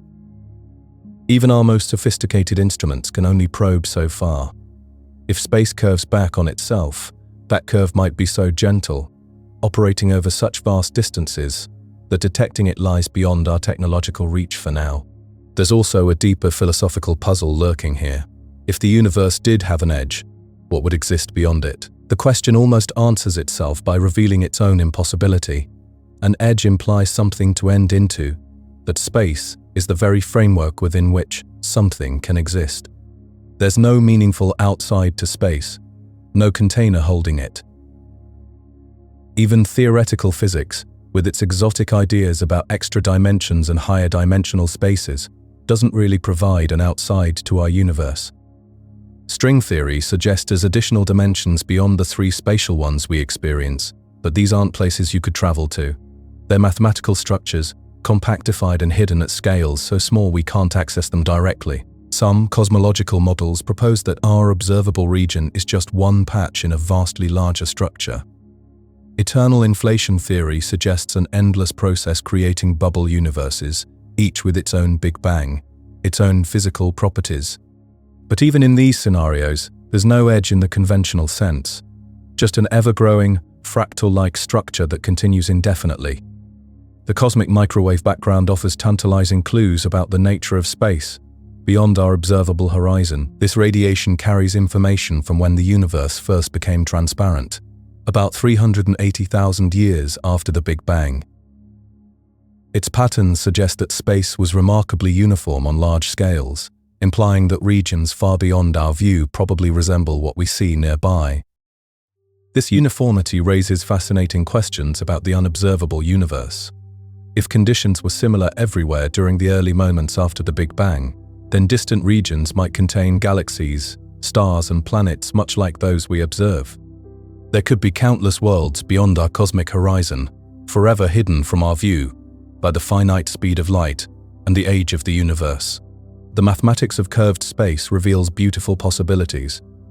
Just as you can have different types of surfaces, flat like an infinite plane, positively curved like a sphere, or negatively curved like a saddle, three-dimensional space can also take on these geometries. Each has different implications for the ultimate fate and structure of the universe. A flat universe could extend infinitely, containing endless regions, like our own observable patch. A positively curved universe would eventually loop back on itself, finite but boundless. A negatively curved universe would also be infinite but with a different geometric structure, where parallel lines diverge and space expands in a particular way. Current observations favor either flat or very close to flat geometry, but the precision of our measurements continues to improve.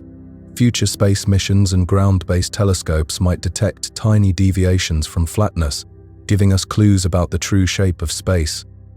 The absence of an edge connects to deeper questions about the nature of existence itself. If space truly extends without boundary, either infinitely or by looping back on itself, then the universe is in a sense complete unto itself. It needs no container, no external framework, no outside support. This self-contained quality of space challenges our intuitions about causation and dependence. We're used to things existing within something else, but the universe apparently just exists, period. It's not inside anything, not supported by anything external, not bounded by anything beyond itself. The search for edges also reveals something about human psychology and our relationship with the infinite. We seem to crave boundaries, limits, definitions that help us grasp the scope of things. The possibility that space might truly be boundless, either infinite or curved back on itself, pushes against our need for containment and definition. Yet this boundlessness might be the most elegant solution to the puzzle of cosmic structure. Rather than requiring some mysterious external framework, space simply exists as its own complete system. Whether infinite or curved back on itself, it avoids the logical problems that would arise from having a true edge. As our instruments become more sensitive and our theories more refined, we continue probing the large-scale structure of space. Each measurement, each observation, each theoretical advance brings us closer to understanding whether we live in an infinite cosmos or a finite but unbounded one. For now, the journey of discovery continues, carrying us deeper into questions about the fundamental nature of reality itself. The universe, edgeless and vast, remains both our home and our greatest mystery. The boundary of what we can see might feel like the edge of everything, but it's really just where our information runs out. Beyond that invisible line, stretching 46 billion light-years in every direction, there's almost certainly more space, more matter, more cosmic architecture waiting in the darkness. Think about it this way. Light takes time to travel, and the universe has only existed for so long. That means there's a natural limit to how far we can peer into the cosmos. But that limit doesn't mark the end of reality itself. It just marks the end of what photons have had time to reach us. So what lies beyond that boundary? The simplest answer is probably the most boring one. More of the same. The same laws of physics operating on the same kinds of matter, creating the same kinds of structures we see around us. Galaxies spinning through the void, stars burning hydrogen into heavier elements, planets orbiting in the darkness. This idea rests on something called the cosmological principle. It's basically the assumption that the universe looks roughly the same everywhere, once you zoom out far enough. Sure, there are local differences. Some regions have more galaxies, some have fewer, some are hot, some are cold. But the overall pattern, the basic recipe of space and time and matter, stays consistent. Every direction we look, we see evidence for this. The cosmic microwave background radiation shows tiny temperature variations, but they're remarkably uniform across the entire sky. Galaxy surveys reveal the same large-scale structures, repeating in every corner of the observable universe. It's like looking at different sections of an enormous wallpaper pattern. But uniformity doesn't mean everything beyond our horizon is identical to what we see here. Even small differences in the early universe could have created dramatically different outcomes in distant regions. Imagine areas where matter clumped together more efficiently, forming supermassive galaxies we've never encountered. Or imagine voids so empty they make our local emptiness look crowded by comparison. These variations could have started as quantum fluctuations, tiny random differences in density that got stretched and amplified as space expanded. In some places, those fluctuations might have created perfect conditions for star formation. In others, they might have prevented stars from forming at all. The theory of cosmic inflation makes this even more interesting. Inflation suggests that space itself expanded faster than light for a brief moment after the Big Bang. If that's true, and if inflation happened in multiple episodes, then the universe might be divided into separate regions, each with its own distinct properties. Some of these regions might have experienced different amounts of inflation. Others might have had different initial conditions entirely. The result would be a cosmic patchwork, with each patch evolving according to the same physical laws but producing wildly different outcomes. Here's where it gets really strange. Some models suggest these regions aren't just different in detail. They might have different fundamental constants, different strengths of gravity, different masses for elementary particles, different relationships between forces. In one region, gravity might be so strong that stars collapse immediately after forming. In another, it might be so weak that matter never clumps together at all. Some regions might have the perfect conditions for complex chemistry and biology. Others might be sterile wastelands where nothing interesting ever happens. These aren't parallel universes in the science fiction sense. They're more like separate countries in an impossibly large cosmic landscape. Each one undergoes its own version of cosmic evolution, completely isolated from the others by the rapid expansion of space between them. The distances involved are almost impossible to comprehend. Even if you could travel at the speed of light, you'd never reach these other regions because space is expanding faster than you could cross it. They're not just hidden from view, they're permanently unreachable, even in principle. This raises fascinating questions about probability and existence. If there really are countless regions with different properties, then we might be living in what scientists call a Goldilocks zone. Not just a planet at the right distance from its star, but an entire cosmic region with just the right conditions for complexity to emerge. This is where the anthropic principle comes into play. It doesn't predict what we should observe, but it might explain why we observe what we do. If most cosmic regions are hostile to life, then naturally, we'd find ourselves in one of the rare regions where life is possible. We couldn't exist anywhere else to wonder about it. Consider dark energy, the mysterious force that's accelerating the expansion of the universe. If dark energy were much stronger, space would expand so rapidly that galaxies could never form. If it were much weaker, the universe might have collapsed back in on itself, billions of years ago. But it has exactly the right strength to allow for a long, stable period of cosmic evolution. That might not be a coincidence. In a vast collection of cosmic regions, there would naturally be some with just the right amount of dark energy, and those would be the only regions where observers like us could develop and ask questions about cosmic parameters. This doesn't mean the universe was designed for us. It just means that in an enormous space of possibilities, we necessarily find ourselves in a pocket where the conditions allow for our existence.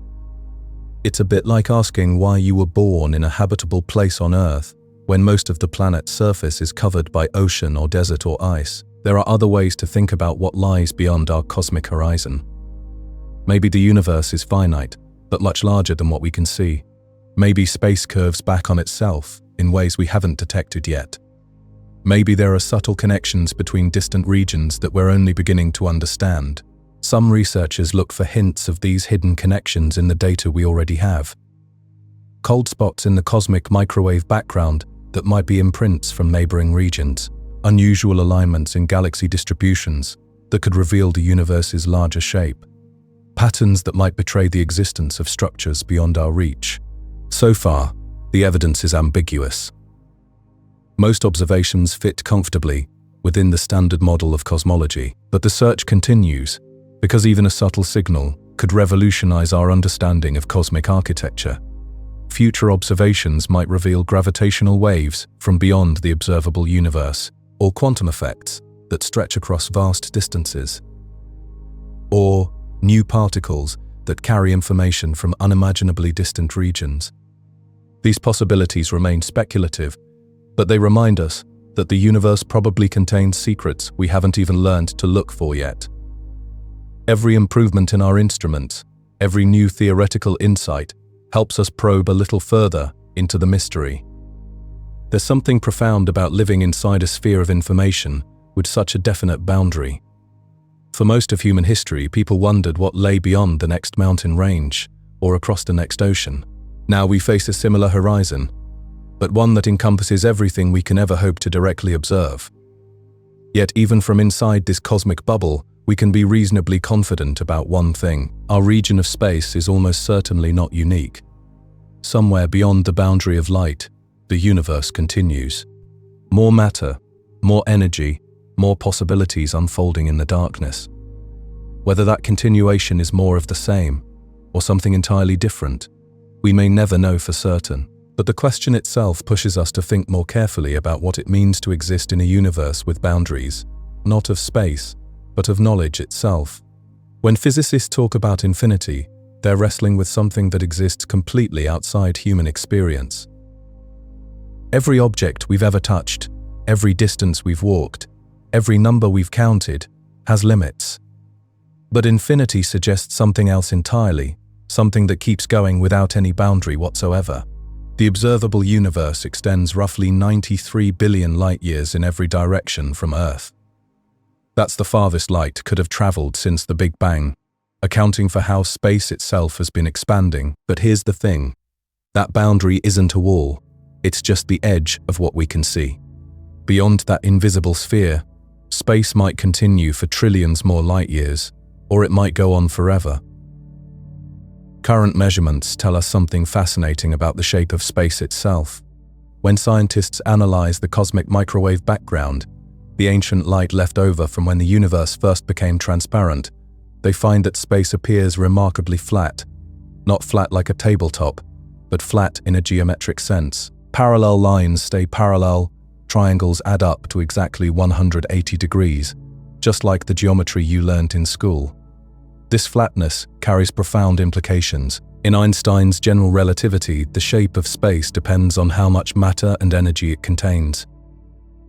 Too much stuff, and space curves inward, like the surface of a sphere, eventually causing the universe to collapse back in on itself. Too little, and space curves outward, like a saddle, creating a geometry where triangles don't behave normally, but a flat universe sits perfectly balanced between these extremes. That balance suggests either space truly extends infinitely, or it's so enormous that any curvature becomes undetectable from our perspective. Either possibility means we're dealing with something almost incomprehensibly vast. The difference between a universe that's merely enormous and one that's actually infinite becomes practically meaningless when you're confined to observing from a single point. But there's a curious alternative possibility. Space could be finite yet still have no edges. Think about walking around the Earth's surface. You never hit a wall, you never reach a boundary, yet the surface itself has a limited area. Mathematicians have worked out ways that three-dimensional space could behave similarly, wrapping back on itself through shapes called topologies. In such a universe, you could theoretically travel in a perfectly straight line and eventually return to your starting point, not by turning around, but by following the hidden curvature of space itself. They've looked for repeating patterns in the cosmic microwave background, signs that we might be seeing the same regions of space from different angles. They've hunted for matching arrangements of galaxies that might indicate the universe is showing us the same structures multiple times. So far, these searches have come up empty, but that doesn't rule out the possibility. If space does wrap around, it might be so large that light hasn't had enough time to complete even one lap. Here's where things get philosophically strange. If the universe truly is infinite and filled uniformly with matter, then probability theory suggests something remarkable. Every possible arrangement of atoms, every possible configuration of matter, must occur somewhere, simply by chance. That means, somewhere in the infinite expanse, there could be an exact duplicate of our solar system, an exact copy of Earth, even an exact copy of you. This isn't science fiction speculation. It's a logical consequence of infinite space, combined with finite ways that matter can arrange itself. In an infinite universe, even incredibly unlikely events become inevitable, given enough space for them to happen. But finding these duplicates would be impossible. They'd be separated by distances so vast that light from one could never reach the other. The question of whether infinity actually exists in physical reality has puzzled thinkers for centuries. Some scientists treat infinity as a useful mathematical tool, perfect for equations, but not necessarily reflected in the actual cosmos. When infinity appears in physics calculations, it sometimes signals that the theory has been pushed beyond its limits, that something important is missing from the model. Others argue that infinite space is the most natural outcome of how we observe the universe to behave. If space appears flat, if it shows no signs of curvature or boundaries, then infinite extent might be the simplest explanation. The debate continues because we're pushing against a fundamental limit, not of technology, but of knowledge itself. How do you study the whole of reality when you can only observe from one tiny corner of it? What we can measure tells us that space continues smoothly in every direction we look. There's no visible edge, no indication that we're approaching any kind of boundary. The cosmic microwave background shows the same statistical properties across the entire sky. Distant galaxies appear to follow the same physical laws we observe nearby. Everything suggests that the universe, at least the part accessible to our observations, is remarkably uniform.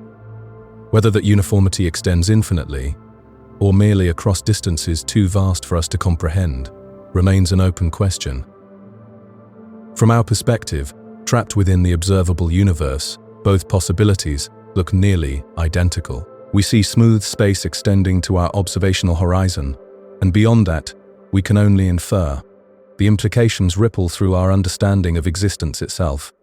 If space is infinite, then every star we see, every galaxy we catalogue, represents an infinitesimally small fraction of what's out there. The observable universe, vast as it seems, becomes like a single grain of sand on an endless beach. All of human knowledge, all of our scientific discoveries, all of our philosophical insights remain forever confined to this one tiny bubble of visibility.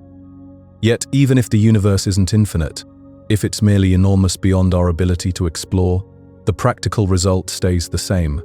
We're cosmic inhabitants of a realm so large that its true extent lies beyond our reach. Whether space goes on forever, or just farther than we'll ever travel, we remain fundamentally limited to understanding reality from our single precious viewpoint among the stars. When we gaze up at the night sky, we're looking at just a tiny slice of existence. The very concept of what we call the universe has been quietly transforming over the past few decades.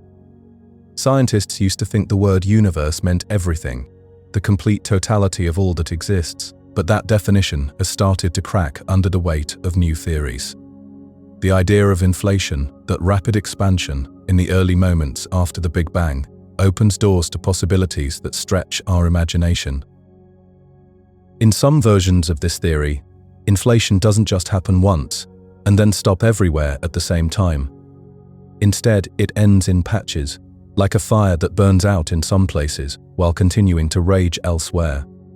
Picture this process creating bubbles in space, each one becoming its own separate universe. While our bubble stops inflating and settles down to become the cosmos we know, inflation keeps going in the spaces between bubbles. More bubbles form, each one completely cut off from the others. This is what researchers call eternal inflation. The mathematics suggest that once this process begins, it never truly ends. Inflation continues forever in some regions, while local universes like ours pop into existence and begin their own evolutionary stories. What we've always called the universe might actually be just one bubble floating in an endless, foaming sea of other universes. These other universes would remain forever beyond our reach. So, the other universes would remain forever beyond our reach. The space between them expands so rapidly that nothing, not even light, can travel from one bubble to another. No signal, no information, no form of communication could ever bridge that gap. They exist in a state of permanent isolation from each other. This raises profound questions about the nature of scientific inquiry itself. How do we study something that can never be observed? Not just because of practical limitations, but because of fundamental physical barriers. Some scientists argue that if a theory explains what we can see, then we should take seriously its predictions about what we can't see. The cosmic microwave background, that faint afterglow of the Big Bang, shows patterns that inflation theory predicts quite well. If the same theory that explains these observable patterns also predicts a multiverse, then perhaps we should consider the multiverse a reasonable consequence, even if it remains hidden from direct observation. Not all cosmologists agree on this approach. Some prefer to keep their theories strictly within the bounds of what can be tested and verified. The debate continues, with researchers working to refine these ideas and search for any indirect evidence that might support or challenge them. Quantum mechanics offers another pathway to multiple universes, though this version works very differently from the inflationary multiverse. In the many worlds interpretation, every quantum event with multiple possible outcomes actually produces all possible outcomes, each in its own separate timeline. Reality constantly branches and splits, forming an ever-growing tree of parallel worlds. In one branch, a particle moves left. In another, it goes right. Both branches continue evolving, completely unaware of each other. These quantum universes don't exist far away in space. They exist in a kind of abstract mathematical space, parallel states all emerging from the same underlying wave function. This interpretation appeals to some physicists because it eliminates the mysterious collapse of quantum states during measurement. Everything evolves in a completely predictable way. It's just that observers always find themselves following one particular path through the branching possibilities. String theory adds yet another layer to these speculations. The mathematics of string theory allows for an enormous number of possible configurations, different ways that extra dimensions could be arranged, and different values that physical constants could take. Some estimates suggest there could be 10 to the power of 500 different stable solutions. Each solution corresponds to a different kind of universe, with different physical laws. This vast collection of possibilities is sometimes called the string landscape. If eternal inflation randomly selects different points on this landscape in different regions, then the multiverse becomes incredibly diverse. Most of these universes would be utterly lifeless. Some would expand too quickly for matter to clump together. Others might never allow atoms to form in the first place. Only a small fraction would have conditions suitable for complexity, chemistry, and eventually life. This connects to what philosophers and scientists call the anthropic principle. We observe the kind of universe we do, because it's the only kind where observers can exist. If countless other universes exist with different parameters, then it's not surprising that we find ourselves in one of the rare examples that actually works for life. The implications stretch beyond physics into fundamental questions about knowledge and reality. If something exists but leaves no detectable trace in our experience, can we meaningfully say it's real? When we can never test or verify certain ideas, do they belong to science or philosophy? Some researchers see the multiverse as a natural extension of well-established physics. Others view it as a sign that our current models are reaching their limits, pointing toward gaps in our understanding that need to be filled with better theories. These questions touch on deep issues about the nature of explanation itself. What does it mean to truly know something? How do we balance mathematical elegance with empirical evidence? What role should untestable predictions play in scientific thinking? The multiverse concept continues to influence how cosmologists approach their work. Even amid these uncertainties, it serves as a reminder that our perspective might be fundamentally limited, not just by the finite speed of light or the age of the universe, but by the very structure of reality itself. The physical laws we observe and measure might represent just one possible set of rules among many. Our entire observable universe, with its galaxies and stars and planets, might be one small region in a system so vast and varied that we can barely begin to imagine it. We can never leave our cosmic bubble to explore these other realms, but we can still try to understand them through mathematics, logic, and careful reasoning. The space we know, the matter we study, the forces we measure. All of this may represent just a tiny sample of what actually exists. Even if we never see these other universes, even if they remain forever beyond the reach of our telescopes and experiments, the mere possibility that they exist changes how we think about everything we call reality. The very nature of what we call science keeps shifting, especially when theories start pointing toward things we can't directly see or touch. Physics has always dealt with invisible forces, from gravity pulling objects together to electromagnetic fields carrying energy through space. But the multiverse takes this a step further, suggesting entire realms of existence that might forever remain beyond our instruments and observations. When physicists first worked out the equations for cosmic inflation, they weren't trying to create science fiction. They were solving a puzzle about why our universe looks so uniform, so flat, so precisely balanced. The mathematics worked beautifully to explain what telescopes actually observe, but those same equations, when followed to their logical conclusion, suggest something almost unimaginable. If inflation happened here, it probably happened elsewhere too, creating bubble after bubble of space-time, each one a universe unto itself. Think about that for a moment. The very process that shaped our cosmos, the event that stretched space and smoothed out the early universe's wrinkles, might be happening constantly, everywhere, creating an endless foam of separate realities. Each bubble would be causally disconnected from the others, evolving according to its own physical laws, hosting its own stars and galaxies, or perhaps remaining forever empty and dark. Quantum mechanics tells a similar story, though from a completely different angle. Every time a particle decays, every time an electron jumps between energy levels, every time any quantum event occurs, the mathematics suggests that all possible outcomes actually happen. They just happen in parallel branches of reality that can't communicate with each other. We experience one branch, one sequence of events, but countless others unfold simultaneously in dimensions we can't access. This isn't mysticism or wishful thinking. It's what happens when you take the most successful theory in physics, quantum mechanics, and refuse to add arbitrary rules about when or why certain possibilities disappear. The math stays clean and consistent, but the price is accepting that reality might be far stranger and more abundant than our everyday experience suggests. String theory adds yet another layer to this puzzle. When physicists try to unify gravity with quantum mechanics, they find that the equations allow for an enormous number of different configurations. Extra dimensions can curl up in countless ways, each arrangement producing different values for what we think of as fundamental constants. The strength of gravity, the mass of electrons, the rate of cosmic expansion, all of these could vary from one region of space to another, or from one universe to another. So the multiverse doesn't emerge from a single theory or a single line of reasoning. It appears again and again, in different forms, whenever physicists push their most successful models to their logical limits. That repetition is either a remarkable coincidence or a hint that reality really is far more vast and varied than we've traditionally assumed. But here's where things get philosophically interesting.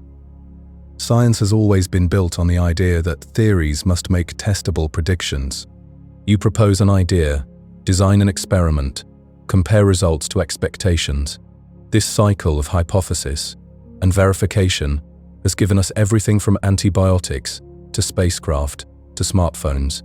It's the foundation of our technological civilization. The multiverse challenges this approach in a fundamental way. How do you test for the existence of something that, by definition, can't interact with our instruments? How do you gather evidence for realms of existence that remain forever beyond our reach? Some scientists argue that if a theory explains everything we can observe, and if that theory also predicts unobservable consequences, then we should take those consequences seriously. Others draw a sharper line between science and speculation. They worry that accepting untestable ideas opens the door to all sorts of unfounded claims. If we can't distinguish between a scientific multiverse and pure imagination, where do we stop? What prevents cosmology from becoming indistinguishable from creative writing? This tension reflects something deeper about human knowledge and the limits of empirical investigation. We've always had to infer the existence of things we can't directly observe. Atoms were theoretical constructs long before we could image them. Black holes were mathematical predictions decades before we photographed their event horizons. The history of science is partly a story of making the invisible visible, of finding ways to test ideas that initially seemed beyond experimental reach. The question is whether the multiverse will follow this pattern, eventually becoming accessible to observation, or whether it represents a genuinely new category of scientific idea, one that must be evaluated by different criteria. Some researchers are already looking for indirect signatures, subtle patterns in the cosmic microwave background that might reveal collisions between bubble universes or statistical anomalies that could hint at the existence of parallel realities. The search requires incredible precision and creativity. If other universes exist but don't directly interact with ours, any evidence would have to come from rare events, ancient traces, or unexpected correlations in the data we can collect. It's like trying to study a forest by examining individual leaves that occasionally blow across a distant fence. There's also the unsettling possibility that even if the multiverse exists, we might never be able to prove it conclusively. Some aspects of reality might simply lie beyond the reach of scientific investigation, not because of temporary limitations in our technology or understanding, but because of fundamental constraints on what any observer can know about their environment. This raises profound questions about the purpose and scope of scientific inquiry. If science can't eventually test every idea it generates, then scientists must develop new ways of evaluating theories, new criteria for distinguishing between productive speculation and empty fantasy. The multiverse forces us to think more carefully about what we mean by explanation, by understanding, by knowledge itself. Consider how this changes our perspective on existence and meaning. If countless universes exist, each with different physical laws and different histories, then our cosmos becomes just one example among many, one experiment in a vast laboratory of possibilities. The precise values that allow stars to shine and planets to form and life to emerge would no longer seem mysterious or specially chosen. They'd simply reflect the fact that observers can only arise in regions where the conditions happen to be suitable. This anthropic reasoning makes some people deeply uncomfortable. It feels less like a scientific explanation and more like giving up on the search for deeper principles. Instead of asking why the universe has the properties it does, we're reduced to noting that we couldn't observe it if it were different. The question shifts from physics to statistics, from fundamental laws to selection effects, but perhaps that discomfort reveals something about our expectations rather than any flaw in the reasoning itself. We're used to thinking of our universe as the universe, the one reality that needs to be explained and understood. The multiverse suggests that this perspective might be as limited as thinking of Earth as the center of the solar system, or the Milky Way as the entirety of the cosmos. Human beings have repeatedly discovered that they occupy a less central, less unique position than they initially assumed. We live on one planet among many, orbit one star among billions, inhabit one galaxy among trillions. The multiverse would represent the ultimate extension of this pattern, suggesting that even our entire observable universe, with its 100 billion galaxies and its 14 billion year history, is just one small region in a far grander structure. That possibility is both humbling and liberating. Humbling because it reduces our cosmic significance even further, liberating because it suggests that reality is far richer and more creative than we've dared to imagine. Every possibility that the laws of physics allow might be realized somewhere.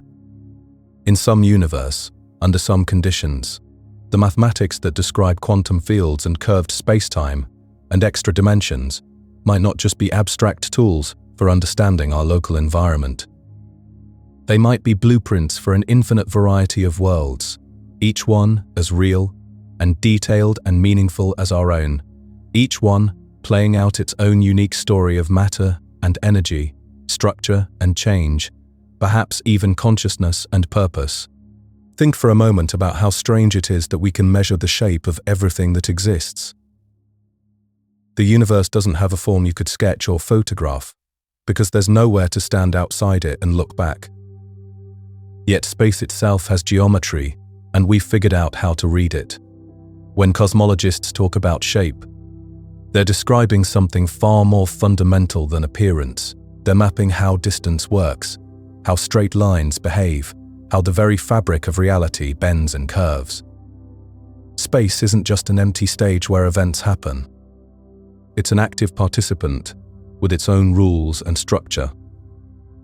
Picture drawing a triangle on a piece of paper. The angles always add up to exactly 180 degrees. That's flat geometry, the kind we learned in school. But draw that same triangle on a basketball, and something curious happens. The angles add up to more than 180 degrees. The surface curves inward on itself. Now imagine the opposite. Draw your triangle on a saddle shape, where the surface curves away from itself. This time, the angles add up to less than 180 degrees. Same triangle, different rules, because the space itself is different. Our universe follows one of these three patterns, but stretched across dimensions we can barely imagine. The question isn't what it looks like from outside, because there is no outside.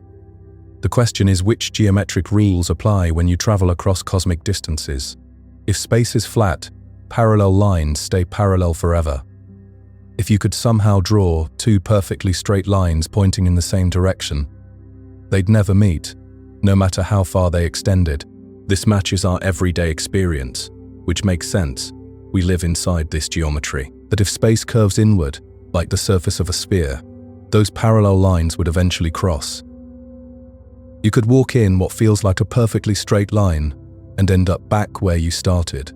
The universe would be finite, with a total volume, but it would have no edges or boundaries. No wall you could touch, no place where space simply stops. If space curves outward, those parallel lines would drift apart. The universe would stretch forever, infinite in size, with distances that never stop growing. Every region would keep expanding away from every other region, endlessly. The shape depends on how much stuff the universe contains. Not just stars and planets, but everything. Dark matter, dark energy, radiation, all of it combined. Einstein showed us that matter and energy actually bend space around them. Too much stuff, and space curves inward. Too little, and it curves outward. Just the right amount, and space stays flat. This creates a fascinating balance. The difference between an infinite universe and a finite one might come down to whether there are a few extra particles scattered through the cosmic void. Whether space wraps around itself or continues forever could depend on the precise amount of dark energy pushing everything apart. To measure this curvature, scientists study the oldest light in existence. About 13.8 billion years ago, the universe cooled enough for light to travel freely for the first time. That ancient glow still fills space today, though it's stretched and faded into microwaves. The light carries information about the geometry it traveled through. If space is curved, the light paths curve with it. This changes how big or small the temperature variations appear when we map them across the sky. It's like using the universe itself as a cosmic protractor. What we've discovered is remarkable. Space appears to be flat, at least within our ability to measure it. The geometry matches the flat case almost perfectly. This means the total amount of energy in the universe sits very close to the critical value that separates curving inward from curving outward. But our measurements aren't perfect. There's always some uncertainty, some margin of error. The universe could still have a very slight curve too small for us to detect. If that curve exists, though, it's incredibly gentle. On the scales we can observe, space behaves as if it's perfectly flat. This flatness raises its own questions. Why should the energy density be so precisely balanced? Why not much more or much less? It's like finding a pencil balanced perfectly on its tip. Possible, but unlikely, unless something kept it steady. The theory of cosmic inflation offers an explanation. If the early universe expanded incredibly rapidly for a brief moment, that expansion would have stretched out any initial curvature. No matter how space started, inflation would have flattened it, like stretching a wrinkled balloon, until the surface appears smooth. This connects the shape of space to the earliest moments of cosmic history. The geometry we measure today carries the signature of processes that happened when the universe was smaller than an atom. It's a fossil record, written in the language of mathematics. The shape also influences the future. In a closed universe, gravity might eventually overcome expansion. Everything could collapse back into a big crunch, the opposite of the Big Bang. In an open or flat universe, expansion continues forever. Galaxies drift apart, stars burn out, and space grows cold and empty. But dark energy complicates this picture. This mysterious force pushes space apart, accelerating the expansion, regardless of geometry. Even a flat universe with enough dark energy will expand forever, carrying galaxies beyond each other's reach. Scientists have searched for signs that space might wrap around itself, creating a cosmic hall of mirrors. If you could look far enough in one direction, you might see the back of your own head, light that traveled all the way around the universe. They've looked for matching patterns in opposite parts of the sky, circles or shapes that repeat as if we're seeing the same region from different angles. So far, no such patterns have appeared. If the universe does loop back on itself, the loop is larger than the portion we can observe. We're like ants on a sphere, so large that it appears flat from our perspective. This leaves us with a universe that's flat, vast and expanding. Space with no detectable curvature and no obvious boundaries. Whether it continues infinitely or eventually wraps around is still an open question. But the evidence points toward flat geometry, supported by theory and confirmed by observation. There's something profound about this flatness. It suggests the early universe was balanced on a knife's edge between curving inward and curving outward. It implies processes we can barely imagine, inflation and fine-tuning and cosmic coincidences that shaped the very nature of space itself. And it means that when we look out at the night sky, we're seeing geometry made visible. The way light travels, the way galaxies cluster, the way distances work across cosmic scales. All of it reflects the underlying shape of space, the hidden architecture that holds everything together. The measurement of cosmic geometry represents one of humanity's strangest achievements. We've learned to read the curvature of space itself, using tools and theories that would have seemed like magic just centuries ago. We've mapped the shape of existence from the inside, without ever stepping outside to look back. Throughout most of the 20th century, scientists held a simple assumption about our universe. They believed that cosmic expansion would gradually slow down over time. This made perfect sense, really. After the Big Bang sent everything flying outward, gravity would naturally start pulling things back together. Every single galaxy, every cluster of stars, every bit of matter in existence was tugging on everything else through gravitational force. This invisible hand never stops working, never takes a break from its cosmic duty, so the logical conclusion seemed obvious. Even if space kept expanding forever, it would do so at a slower and slower pace, like a ball thrown upward that eventually loses momentum. The universe appeared destined for a gentle, gradual deceleration. But sometimes, the universe has other plans entirely. In the late 90s, two separate research teams were studying something called distant supernovae. These are massive stellar explosions that happen in faraway galaxies, and they serve as what astronomers call standard candles. Think of them like cosmic lighthouses with a known brightness.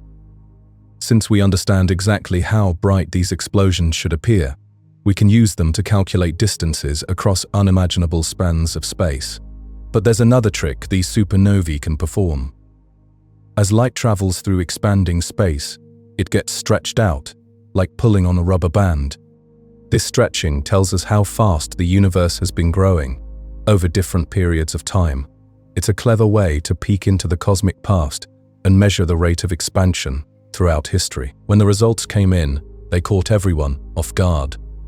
The supernovae weren't as bright as they should have been. They caught everyone off guard. A supernovae weren't as bright as they should.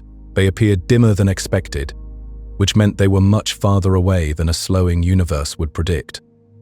The implications hit like a thunderbolt through the scientific community. The expansion hadn't been slowing down at all. Instead, it had been speeding up, accelerating like a car, pressing harder on the gas pedal.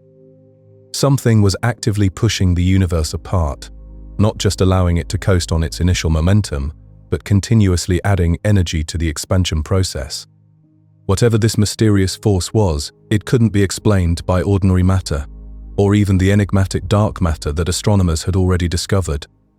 This unknown component received the name dark energy. Though the label doesn't really explain much of anything, it's more like a placeholder, a scientific way of saying we don't understand what's happening, but we can measure its effects. And those effects are staggering in their scope. Dark energy currently accounts for about 68% of everything in the universe. Let that sink in for a moment. More than 2/3 of all existence consists of something we can't see, can't touch, and don't really comprehend. It's the dominant force shaping how the cosmos behaves on the largest possible scales. Unlike gravity, which always pulls things together, dark energy pushes everything apart. It doesn't clump into structures like galaxies or stars. Instead, it spreads smoothly and evenly throughout all of space, like invisible syrup coating every cubic inch of the universe. And here's where it gets really strange. As space expands and grows larger, there's more dark energy, not less. One way to think about dark energy treats it as a fundamental property of space itself. Imagine that empty space isn't actually empty at all, but contains a kind of built-in energy density. This vacuum energy doesn't disappear when space stretches. Instead, the total amount of dark energy increases along with the volume of space. The bigger the universe gets, the more of this mysterious energy exists. And the faster the acceleration becomes. This concept connects back to Einstein's work in surprising ways. In 1917, he added something called the cosmological constant to his equations of general relativity. At the time, Einstein believed the universe was static and unchanging, so he needed this mathematical term to balance gravity and prevent everything from collapsing inward. Later, when observations showed that the universe was actually expanding, Einstein abandoned his cosmological constant and reportedly called it his greatest blunder. But now that idea has made a comeback. The cosmological constant, reinterpreted as dark energy, fits our observations remarkably well. It's like Einstein accidentally predicted something decades before we had the technology to discover it. Still, nobody knows exactly what dark energy really is. It might remain constant forever, or it could be dynamic, changing over billions of years, possibly linked to some undiscovered field that permeates all of reality. This kind of evolving model sometimes goes by the name quintessence. After the fifth element that ancient philosophers believed filled the heavens, quintessence opens up fascinating possibilities for the future.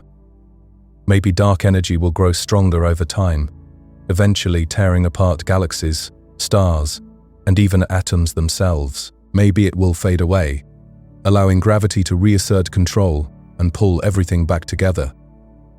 Maybe what we're seeing is just a temporary phase in cosmic evolution, like a brief fever in the universe's long history. For now, though, the constant model fits what we observe.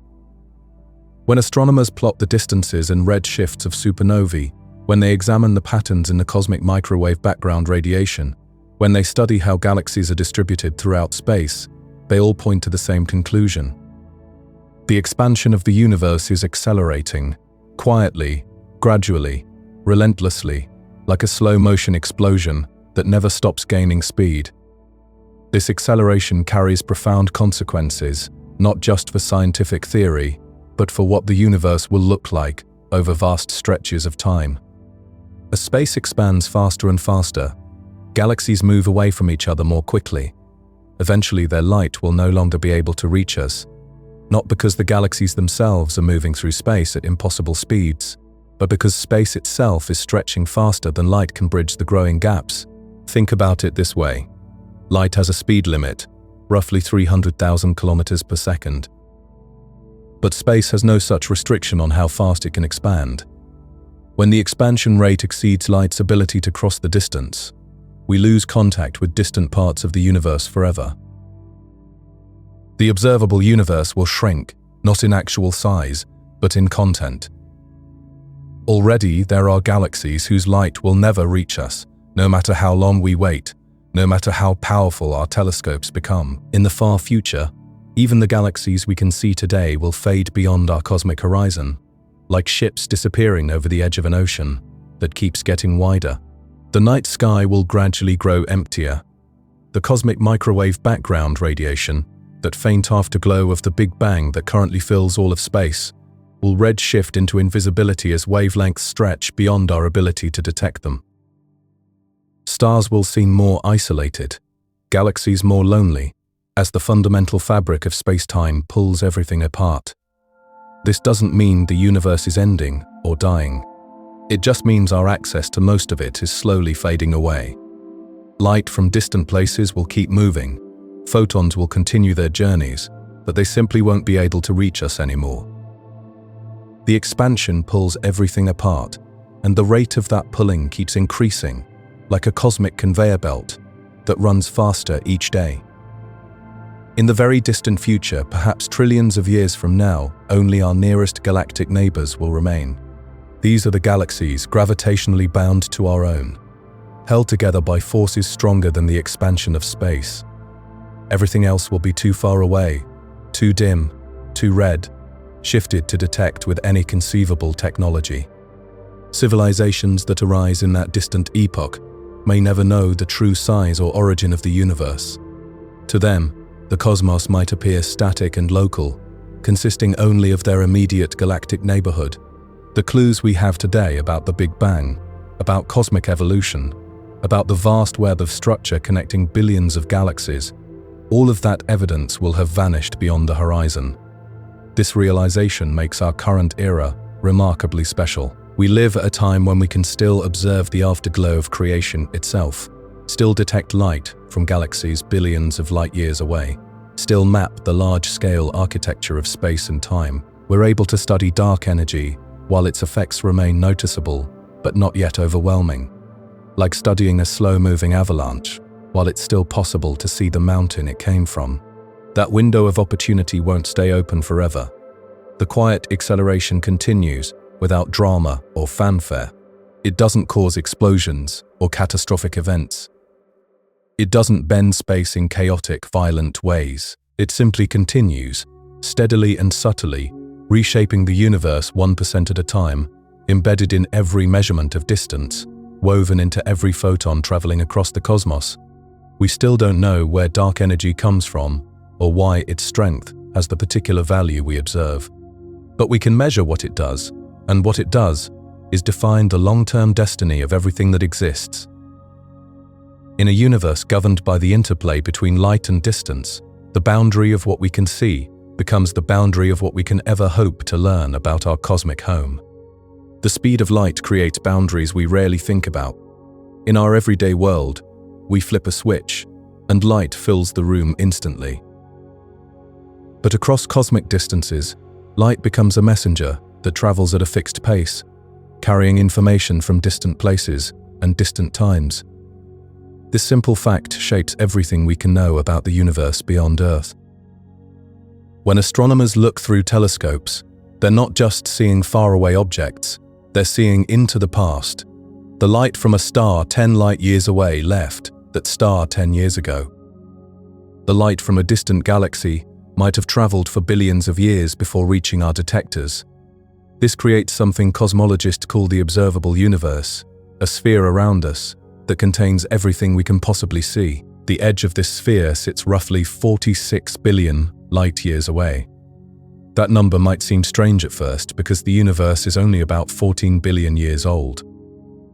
How can we see light from places 46 billion light-years away if light has only had 14 billion years to travel? The answer lies in the expansion of space itself. While light has been traveling toward us for nearly the entire age of the universe, space has been stretching during that journey. The sources of the most distant light we can detect have moved much farther away since they first emitted that light. Space carries them along as it expands, like dots on a balloon that's being inflated. This expansion creates something profound. There are regions of the universe that exist, but whose light will never reach us, no matter how long we wait. Dark energy, that mysterious force driving the acceleration of cosmic expansion, ensures that some parts of the cosmos remain forever hidden from view. Think about what this means for knowledge itself. If we can never receive any signal, any information, any evidence from certain regions, then those regions become permanently unknowable through direct observation. They exist, but they might as well exist in a completely separate reality as far as our ability to study them is concerned. This situation forces us to rely on something scientists call inference. We look at the parts of the universe we can observe. We notice patterns, and we assume those patterns continue into the regions we cannot see. The cosmic microwave background radiation, that faint glow left over from the early universe, appears remarkably uniform in every direction we can measure. This uniformity suggests that the universe looks roughly the same everywhere, at least on the largest scales. Galaxies cluster in similar ways across vast distances. The same physical laws seem to operate in distant regions just as they do nearby. Stars form, shine, and die following the same basic processes, whether they're in our local neighborhood or billions of light years away. But assumptions, even well-supported ones, remain assumptions. We can test our ideas about cosmic uniformity within our observable horizon, but we cannot test them beyond it. This creates a gray area where science meets speculation, where our models make predictions about things we can never directly verify. The multiverse concept illustrates this challenge perfectly. Some theories suggest that beyond our observable universe lie regions where the fundamental constants of physics take on different values. In some regions, gravity might be stronger or weaker. In others, the electromagnetic force might behave differently. These regions would be forever disconnected from us, unreachable by any signal or probe. Yet, these same theories often explain phenomena we can observe. They make testable predictions about things within our cosmic horizon. This raises a fascinating question about the nature of scientific knowledge. If a theory successfully explains observable phenomena, but also predicts unobservable consequences, do those predictions carry scientific weight? Different scientists answer this question differently. Some argue that a theory's value lies entirely in its ability to make successful predictions about observable phenomena. The unobservable consequences might be mathematically necessary parts of the theory, but they remain philosophical speculation rather than scientific knowledge. Others take a different view. They point out that science has always extended beyond direct observation. We accept the existence of atoms, not because we see them directly, but because atomic theory explains countless observable phenomena. We believe in gravitational waves, not because we can see ripples in space-time, but because our detectors measure their effects on matter. Black holes provide another example. For decades, they remained theoretical objects, predicted by Einstein's equations but never directly observed. Yet astronomers inferred their existence from the behavior of nearby stars and gas. Stars would orbit invisible companions, accelerating to tremendous speeds as they spiraled inward. Gas would heat up and glow as it fell toward these unseen objects. The principle behind these inferences remains the same when applied to unobservable regions of the universe. If our models consistently explain what we can see, and those models make specific predictions about what we cannot see, then those predictions carry some scientific weight, even if they can never be directly confirmed. But inference has limits. There comes a point when no amount of indirect reasoning can substitute for direct evidence. In our expanding universe, these limits are becoming more apparent as dark energy pulls distant regions away from us, faster than light can travel. This means we live in a uniquely privileged time for cosmic observation. We can still see the cosmic microwave background, still observe distant galaxies, still map the large-scale structure of the universe. But this window is temporary. In the far future, much of this evidence will disappear beyond our horizon. Future civilizations, if they arise, will inherit a much smaller, observable universe. The cosmic microwave background will be stretched and redshifted beyond detection. Distant galaxies will fade from view. The evidence we use today to understand cosmic history and structure will be permanently lost. This creates an interesting philosophical problem about the nature of knowledge and evidence. Some questions about the universe may have permanently limited answers, not because the questions are meaningless or impossible to ask, but because the information needed to answer them becomes unavailable. The edge of human understanding, in this case, is not defined by the limits of our intelligence or curiosity. It's defined by the fundamental physics of space and time, by the simple fact that information cannot travel faster than light and that space itself expands faster than light in some directions. Yet, there's something remarkable about how much we have managed to learn. Using light, mathematics, and careful measurement, We've mapped a universe spanning billions of light years. We've traced cosmic history back to moments after the Big Bang. We've discovered that ordinary matter makes up only a small fraction of the cosmic inventory, with dark matter and dark energy dominating the universe's composition and fate. The fact that we can know these things about events and places so distant from our everyday experience represents an extraordinary achievement.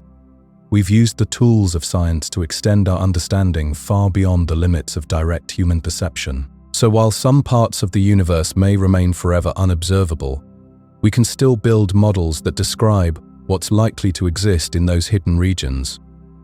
We can make predictions based on the patterns we observe within our cosmic horizon. We can recognize the limits of our observational tools without discarding the tools themselves. This boundary between the observable and unobservable continues to evolve. Even regions we can see today are gradually moving toward the edge of observability. The cosmic horizon acts like a slowly shrinking window, through which fewer and fewer distant objects remain visible as time passes. The boundaries of what we can know about our universe aren't fixed in stone. They shift, they change, they evolve with time itself. Right now, as you listen to this, light from distant galaxies is racing toward us through the expanding fabric of space. But here's the thing that might keep you up at night. Some of that light will never make it. Dark energy pushes space apart at an accelerating rate.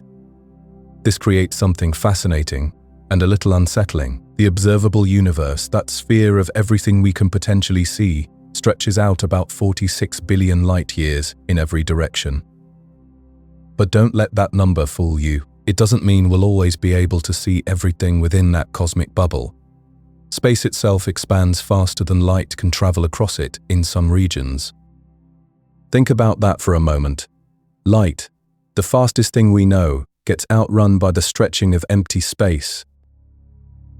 This means galaxies we can photograph today are already slipping away from us.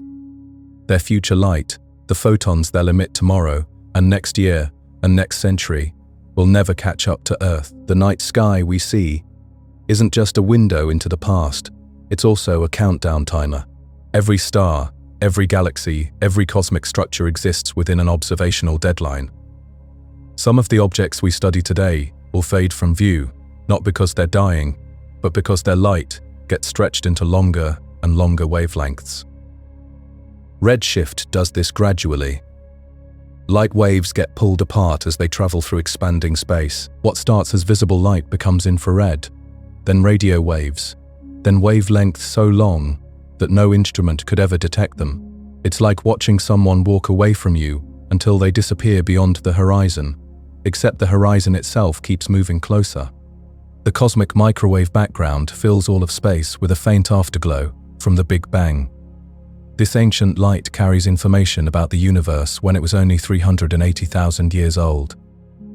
But even this fundamental signature of our cosmic origins won't last forever. The expansion will stretch these microwaves into wavelengths too long for any detector to register. Picture observers in the far future, billions of years from now. They might live in regions where only local stars remain visible.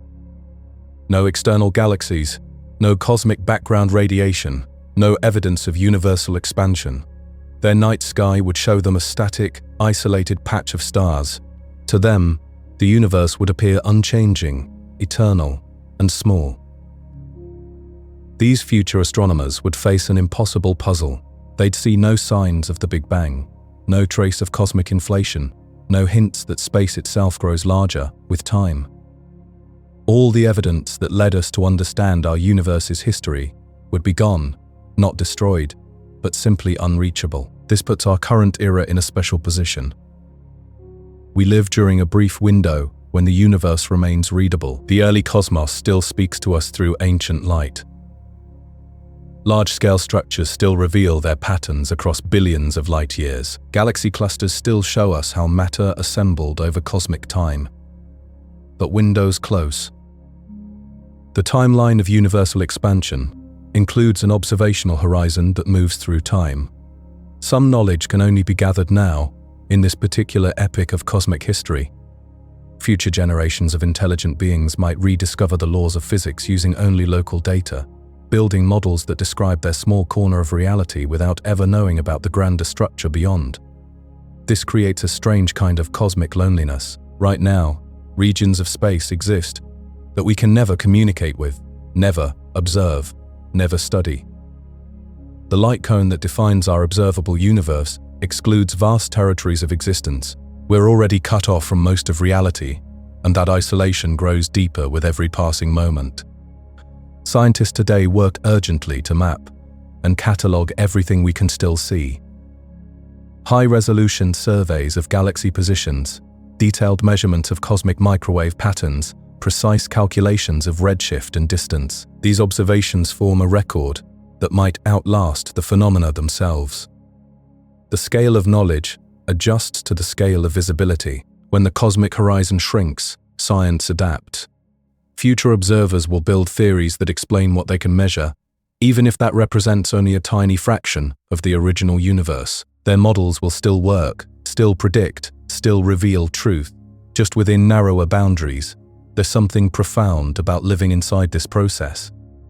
We exist during the transition from a universe full of observable structure to one where most evidence fades beyond reach. The expansion doesn't just carry galaxies away from us, it carries information, history, the very possibility of understanding certain aspects of reality. No technology we can imagine would reverse this trend. No method exists to restore communication with regions that slip beyond the cosmic horizon. The retreat of observational boundaries appears to be permanent, irreversible, built into the fundamental architecture of space-time itself. What we learn today about the universe's shape, age, composition, and evolution becomes increasingly precious. This knowledge might represent the only record of cosmic truths that future civilizations will never be able to verify for themselves. We're writing the universe's biography during the last era, when all the sources remain available. The darkness that will eventually fill future skies doesn't erase the galaxies themselves. They'll continue existing, forming stars, evolving, living out their cosmic stories in regions of space that become forever invisible to distant observers. Reality persists even when the evidence of reality disappears. This temporal limitation on observation touches the deepest questions about knowledge itself. If physical laws emerge from studying how the universe behaves, what happens when large portions of that behavior become unobservable? How do you test theories about phenomena you can never see? Our current understanding stretches carefully beyond what we can directly observe, using mathematics and physics to explore territories that light will never illuminate. We model regions of space we'll never visit, predict events we'll never witness, calculate the properties of matter under conditions we'll never encounter. The universe remains mostly invisible to us even now. Most of space lies beyond our cosmic horizon. Most of time stretches before and after our brief moment of existence. Most of reality operates according to principles we glimpse only indirectly, through their effects on the small portion of existence we can study. In this vast, expanding, accelerating cosmos, observation becomes a race against time. Every measurement captures information that might not be available tomorrow. Every survey maps structure that might fade from view. Every discovery adds to a record of cosmic knowledge that grows more valuable as the universe itself becomes less knowable. The cosmos holds secrets that will forever remain hidden from us, not because they don't exist, but because the very fabric of space itself is pulling them away. Picture galaxies, entire cosmic structures, racing away from us faster than their light can ever hope to reach our telescopes. They're out there right now, spinning, evolving, perhaps harboring phenomena we can't even imagine entirely. This invisible boundary isn't like a wall you could touch or cross. There's no dramatic edge where space suddenly changes color or sends up warning signs. Instead, it's more like a horizon that keeps retreating. Always just out of reach, light from these distant regions starts its journey towards us, traveling at the fastest speed possible in our universe. But space itself expands faster than that light can cross it. The photons keep trying, keep racing through the void, but they're like runners on a treadmill that's moving backward faster than they can run forward. What makes this particularly fascinating is how this affects our entire understanding of reality. Every night, astronomers point their instruments at the sky, collecting data, building maps, analyzing the cosmos piece by piece. But that observable universe, everything we can potentially study, represents a shrinking fraction of what actually exists.